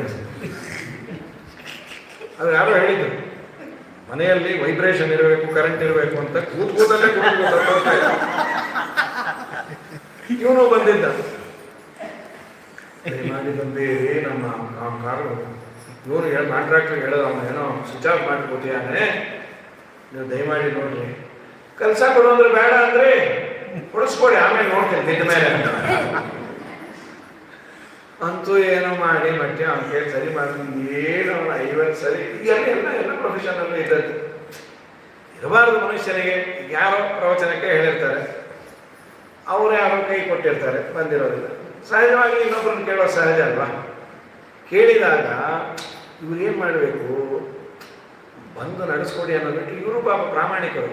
ನಾವು 4-5 ಜನ ಕೇಳಿದ್ವಿ, ಯಾರೂ ಪುರ್ಸೊತ್ತಿಲ್ಲ ಅಂದರು, ಅದಕ್ಕೆ ನಿಮ್ಗೆ ಮಾಡಿದ್ದೀವಿ, ನೀವು ಬರ್ತೀರಾ ಅಂದರೆ ನೀವು ಪುರ್ಸೊತ್ತಿದ್ರು ನಮಗೂ ಬೇಕಾದಷ್ಟು ಬಿಸಿ ಇದೆ, ಬರೋಕ್ಕಾಗಲ್ಲ ಅಂತ ಹಣ್ಣು ಕೂತಿರ್ತಾರೆ ತಿಂಗಳಿಗಟ್ಟಲೆ. ಇವರು ನಾವು ಯಾರಾದ್ರೂ ಕೇಳಿದ್ವಿ, ಯಾರೂ ಇಲ್ಲ ಅಂದ್ರು ನೀವು ಪುರ್ಸೊತ್ತಾಗೇ ಇರ್ತೀರಿ ಅಂತ ಗೊತ್ತಲ್ಲ, ಅದಕ್ಕೆ ಹೇಳಿದ್ವಿ ಅಂತ ಗೊತ್ತಾ ನಾನು. ಹಾಗಾಗಿ ಇಷ್ಟಾಗಿ ಅಲ್ಲೇನು ಇದರ ಪ್ರವಚನ ಜ್ಞಾನ ಭಕ್ತಿ ವೈರಾಗ್ಯ ಬರಲಿ ಅನ್ನೋದಕ್ಕಷ್ಟೇ ಹೇಳೋದು ಅಂತ. ಯಾಕೆ ಬರ್ತಾರೋ ಮಾತ್ರ ಪ್ರಕೃತದಲ್ಲಿ ಮನುಷ್ಯನಿಗೆ ತನಗೆ ಗೊತ್ತಿದ್ದನ್ನ ಇನ್ನೊಬ್ಬರ ಹತ್ರ ಹೋಗಿ ಅವರು ಆಗಲ್ಲ ಅಂದಾಗಿ ಒಂದು ಸಂತೋಷಕ್ಕೆ ನಮ್ಮ ಸ್ವಾಮಿ ಆಗಲ್ಲ. ನೀ ಯಾರನ್ನ ಕೇಳಿದ್ರು ಅವ್ರು ಕೈ ಬಿಟ್ಟರು, ನಾನು ಮಾತ್ರ ಬರ್ತೇನೆ ಅಂತ ಹೇಳಿ ತಕ್ಷಣ ಓಡಿ ಬಂದು ಚಕ್ರೇನ ನಕ್ರವದನ. ಹಾಗಾದ್ರೆ ಹರಿಸ್ಮರಣೆಯನ್ನ ಮಾಡಿದಾಗ ಏನಾಗುತ್ತೆ? ಲಾಂಗರನ್ನು 1000 ವರ್ಷ ಒದ್ದಾಡಿದಂತಹ ಸಮಸ್ಯೆಯು ಅವನ ಸ್ಮರಣೆ ಮಾಡಿದ ಕೂಡಲೇ ನಾವು ಬರೀ ಆನೆ ಮೊಸಳೆ ಬಿಡಿಸಿದ್ದಲ್ಲ, ಆನೆ ಮೊಸಳೆಗೆ ಒರಿಜಿನಲ್ ರೂಪವೂ ಬರುವಂತೆ ಮಾಡಿಬಿಟ್ಟ. ಹಾಗಾದ್ರೆ ಹರಿಯ ಸ್ಮರಣೆ ಏನ್ ಮಾಡಿತು ಅಂದ್ರೆ ನಾವೇನಾಗಬೇಕೋ ಅದನ್ನ ಮಾಡುತ್ತೆ. ತನ್ನ ಸ್ವಸ್ವರೂಪ ಜ್ಞಾನವನ್ನ ಅವನಿಗೆ ಕೊಡುತ್ತೆ, ಸ್ವರೂಪಾನಂದ ಆವಿರ್ಭಾವ ಆಗುವಂತೆ ಮಾಡುತ್ತೆ. ಇದು ಹರಿಯ ಸ್ಮರಣೆಯಿಂದ ಇರುವ ಲಾಭ. ಆನೆಯನ್ನು ಕೇಳಿ ನಾವೇನು ಅಷ್ಟೇನು ಕಷ್ಟಪಡ್ತಾ ಇಲ್ಲ ಬಿಡ್ರಿ, ನಾವ್ಯಾವ ಸಮುದ್ರದಲ್ಲಿ ಸರೋವರದಲ್ಲಿ ಇಳಿದಿಲ್ಲ. ಅದಕ್ಕೆ ಯಾದವಾರ ಮಗನೇ ಆನೆಗಿನ್ನ ಹತ್ತತ್ತ ನಿಂದೋದು. ಯಾಕೆ? ಆನೆಗೆ ಹಿಡ್ಕೊಂಡಿದ್ದು ಗೊತ್ತು, ಒಂದೇ ಮೊಸಳೆ ಹಿಡ್ಕೊಂಡಿತ್ತು, ನಿನಗೆ ಹಿಡ್ಕೊಂಡಿದ್ದೇ ಗೊತ್ತಿಲ್ಲ, 100 ಹಿಡ್ಕೊಂಡಿದೆ, ಸ್ಮೂತಾಗಿ ಹಿಡ್ಕೊಂಡಿದೆ, ಹಾಳಾಗೋಗ ಅದನ್ನೇ ಆನಂದ ಪಡ್ತಾ ಇದೆ. ನಾ ಯಾವ ಸರೋವರ ಅಲ್ಲ, ಸಂಸಾರ ಸಾಗರದಲ್ಲಿದೆ ಅಂದ್ರು. ಲಕ್ಷ್ಮೀ ನಿವಾಸ ಭವನೀರ ವಿಹೀನ ಕೂಪ ಮಧ್ಯೆ ಸ್ಥಿತಸ್ಯ ಮದಭಾರ ವಿಭಿನ್ನ ಬುದ್ಧೇ ಸೃಷ್ಟಾಖ್ಯ ವಾರಣ ಭಯೇನ ದಿಗಂತ ಭಾಜೋ ವಾಸಿಷ್ಠ ಕೃಷ್ಣ ಮಮ ದೇಹಿ ಕರಾವಲಂಬಂ. ಸಂಸಾರ ಸಾಗರ ಅದು ನೀರಿಲ್ಲದ ಬಾವಿಯಲ್ಲಿ ಬಿಟ್ಟಿದೆ. ಅಲ್ಯ ಮೊಸಳೆ ಪುತ್ರಾದಿ ನಕ್ರ ನಿಗ್ರಹೀತ ಶರೀರ ಕಸ್ಯ ಪುತ್ರ ಪುತ್ರಾದಿ ಆದಿ ಅಂದ್ಬಿಟ್ಟಾರೆ. ಹೆಂಡತಿ, ಮಕ್ಕಳು, ಮನೆ, ಮಠ ಒಬ್ಬೊಬ್ಬರಿಗೆ ಒಂದು ಹೇಳ್ಕೊಂಡು ಶ್ರೀಪಾದರಾಜರು ಅದೇ ಅಂತಿದ್ದು, ದೇವರು ನಮ್ಮನ್ನು ದೂರ ಮಾಡ್ಕೊಳ್ಳಿಕ್ಕೆ ಯಾವುದೋ ಕೆಟ್ಟ ಚಟ ಕೊಡಬೇಕು ಅಂತಿಲ್ಲ, ಒಳ್ಳೊಳ್ಳೆಯದೇ ಕೊಟ್ಟು ದೇವರನ್ನು ದೂರ ಮಾಡ್ಕೊಂಡ್ಬಿಡ್ತಾನೆ. ಏನದು? ಯಾವುದೋ ಅಯೋಗ್ಯ ಭ್ರಷ್ಟ ಏನೋ ಅವನು ಕುಡಿತಾನೆ ಬೀಳ್ತಾನೆ ಅಂದ್ರೆ ಅವನ ದೇವರ ಭಕ್ತ ಅಲ್ಲ ಅಂತ ಅವನು ಸಹವಾಸ ಮಾಡೋದಿಲ್ಲ. ದೇವರೇನು ಮಾಡ್ತಾನೆ? ಸಂಪತ್ತು ಕೊಟ್ಟು ನನ್ನನ್ನು ದೂರ ಮಾಡ್ಕೊಂಡ್ಬಿಡ್ತಾನೆ.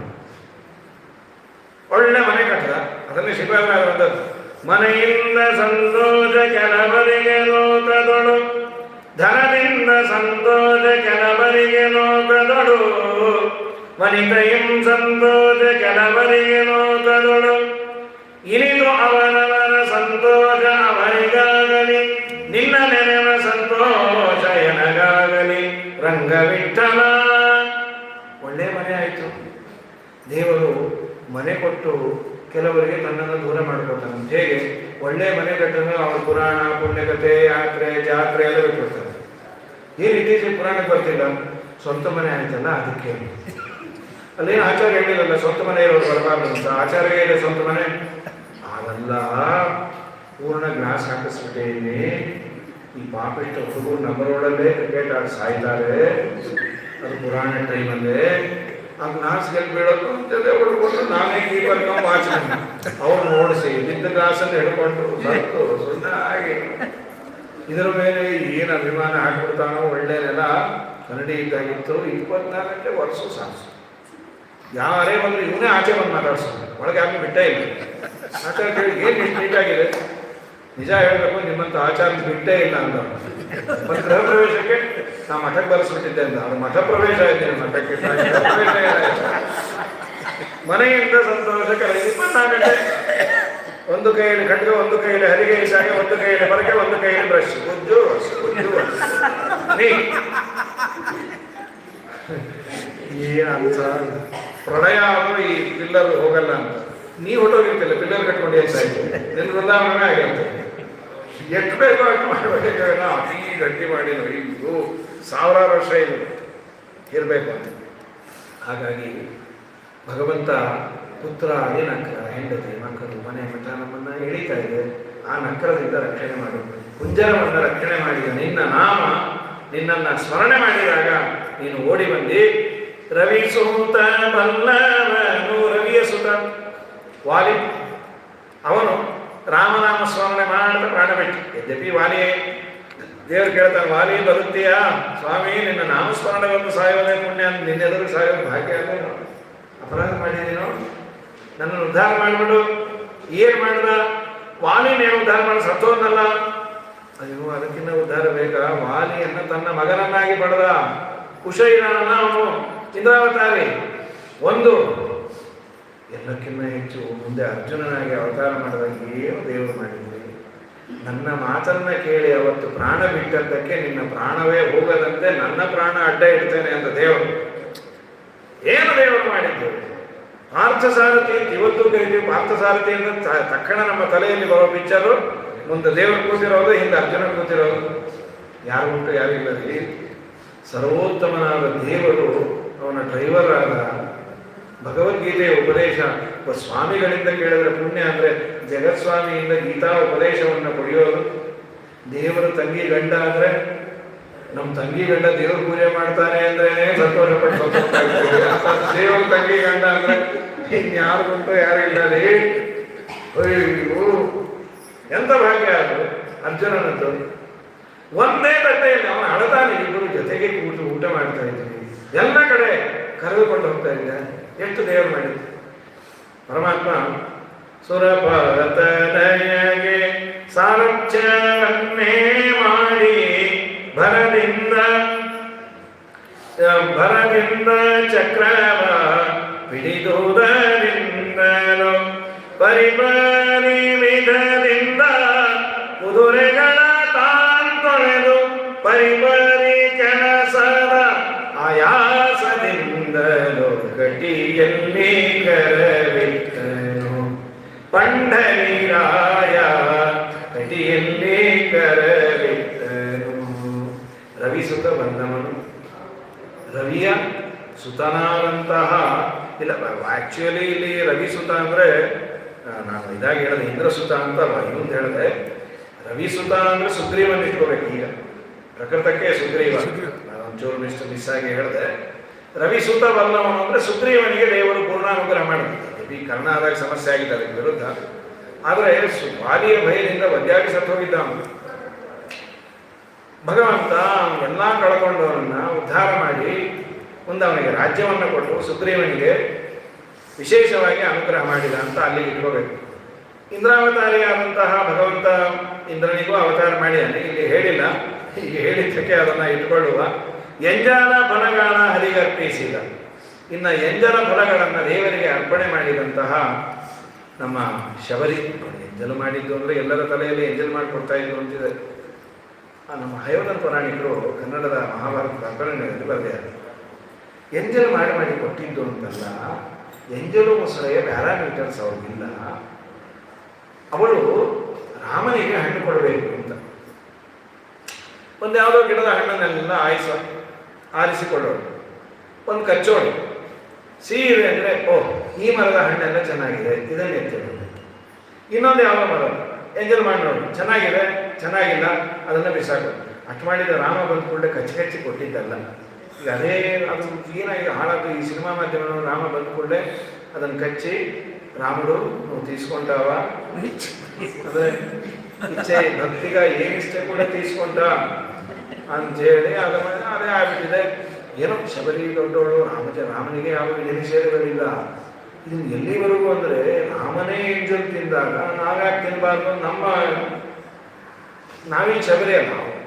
ಇದೊಂದು ಏನು ಈ ತರಕಾರಿ ಮಾರೋರು ಏನೋ ಅವನು ತಗೊಂಡು ಎಲ್ಲ ಹಾಕಿ ಅವಳು ಆ ಎಂಜಲ್ ಮಾಡಿ ಕೊಟ್ಟು, ಬೇಡಮ್ಮ ನೀ ಎಂಜಲ್ ಮಾಡಿ. ಸ್ವಾಮಿ ಶಬರಿನೇ ಎಂಜಲ್ ಮಾಡಿ ಆಳ. ನೀ ಶಬರಿನೂ ಅಲ್ಲ, ನಾನು ರಾಮ ಅಣ್ಣ ತಾಯಿ, ನೀನು ಶಬರಿ, ನಾ ಇನ್ಯಾವುದೋ ಕೊಬ್ಬರಿ. ಆದ್ದರಿಂದ ಆಗಲ್ಲ. ಅವಳ ಯೋಗ್ಯತೆ ತುಂಬ ದೊಡ್ಡದು. ಭಗವಂತನಿಗೆ ಅವಳು ಭಕ್ತಿಯಿಂದ ಕೊಟ್ಟಾಗ ಎಂಜಾನ ಫಲಗಾಳ ಹರಿಗರ್ಪಿಸಿದ ಕಂಜಾಲೋಚನೆಯ ಕೇಳೇನು. ಅವಳನ್ನು ಕೇಳು. ರಾಮನ ಗುಣ ಎಂಥದ್ದು, ರಾಮನ ದರ್ಶನ ಎಂಥದ್ದು, ರಾಮ ರಾಮ ರಾಮ ರಾಮ ಅಂತ ಜಪಿಸ್ತಾ ಇದ್ದು. ಇನ್ನು ಕಡೆಯಲ್ಲಿ ಕಾಲವನರಿತು ಸೇವೆಯ ಮಾಡಿದ ಲೋಲ ಲಕ್ಷ್ಮಣನೇ ಬಲ್ಲವನು. ಕಾಲವನ್ನ ಅರಿತು ಅಂದರೆ ಇದು ಒಳ್ಳೆ ಕಾಲ. 14 ವರ್ಷ ರಾಮನ ಪಾದ ಸದಾ ಸಿಗತ್ತೆ. ಅವನು ರಾಜನಾಗಿ ಬಿಟ್ಟ ಅಂದರೆ 1000 ಜನ ಸೇವಕರಿರ್ತಾರೆ. ಇಷ್ಟು ಸಲೀಸಾಗಿ ನನಗೆ ರಾಮನ ಪಾದ ಸಿಗ್ಬೇಕಲ್ಲಿ, ಸಿಕ್ಕಾಗ ನಾನು ಸೇವೆ ಮಾಡಿಬಿಡುವ. ಯದ್ಯಪಿ ಶೇಷದೇವರು ಸದಾ ಸೇವೆ ಮಾಡ್ತಾರೆ, ಆದರೂ ಪಾದ ಸೇವೆಯನ್ನು ಮಾಡುವಂತಹ ಭಾಗ್ಯ ಅವತಾರದಲ್ಲಿ ಸಿಗ್ತಲ್ಲ. ಇದು ಒಳ್ಳೆ ಕಾಲ. ನಾಡಿ ಬಂದಾಗ ತೋರ್ಕೊಂಡ್ಬಿಡ್ರಿ. ಮುಂದೆ ರಾಮ ಪಟ್ಟಾಭಿಷೇಕ ಮಾಡಿಕೊಂಡು ಸಿಂಹಾಸನದ ಮೇಲೆ ಕೂತಾದ್ರೂ 1000 ಜನ ಬರ್ತಾರೆ ರಾಮನ ಪಾದ ಬತ್ತಲಿಕ್ಕೆ. ಆದರೆ ಈಗ ನಾನು ಮಾಡಿಬಿಡ್ಬೇಕು, ಈಗ ಮಾಡಿದ್ರೆ ತುಂಬ ಒಳ್ಳೆಯದು. ಕಾಲವನರಿತು ನೇ ಸೇವೆಯ ಮಾಡಿದ ಲೋಲಾ ಲಕ್ಷ್ಮಣನೇ 14 ವರ್ಷ ರಾಮನ ಸೇವೆಯನ್ನ ನಿದ್ದೆಯನ್ನೇ ಮಾಡದೆ ಅವನು ಮಾಡಿದ್ದಕ್ಕೆ ಪ್ರಮೋಷನ್ನೇ ಕೊಟ್ಬಿಟ್ಟು ದೇವರು ಬಲರಾಮ ಆಗುವಂತ. ವ್ಯಾಳ ಶಯನ ಶ್ರೀ ವಿಜಯ ವಿಠಲ. ಹಾವಿನ ಮೇಲೆ ಮಲಗೋದು, ಶೇಷನ ಮೇಲೆ ಮಲಗುವಂತಹ ವಿಜಯ ವಿಠಲನ ಲೀಲೆ ಶರಧಿಯ ಕೇಳು. ಅವನ ಲೀಲೆಗಳನ್ನು ಸಮುದ್ರ ರಾಜನ ಕೇಳು, ವರುಣದೇವರನ್ನ ಕೇಳು. ಏನು ಲೀಲೆ? ಇವನು ದಾರಿನೇ ಬಿಟ್ಟಿಲ್ಲ. ಆ ಕಡೆ ಹೋಗ್ಬೇಕು, ದಾರಿ ಬಿಡು, ಲಂಕಾಕ್ಕೆ ಹೋಗ್ಬೇಕು. 3 ದಿನ ರಾಮ ಮಲಗದ, ಅದೇ ದರ್ಭಶಯನ. ವರುಣದೇವರು ಏನು ಕಮಕ್ಕೆ ಮಕ್ಕಳಿಲ್ಲ, ಮಾಡ್ತೀನಿ ತಾಳು ಒಂದು ಬಾಣ ಎತ್ತದ. ವರುಣದೇವರನ್ನು ಸ್ವಾಮಿ ತಪ್ಪು ಮಾಡೋದು ತಂತ್ವ ವಯಂ ಜಡಧಿಯ. ನಾವು ದಡ್ಡರು, ನೀನೆಲ್ಲಿ ನಾನೆಲ್ಲಿ, ನೀ ದಯಮಾಡಿ ಬಾಣಾಗಿನ ಬರಬೇಡ.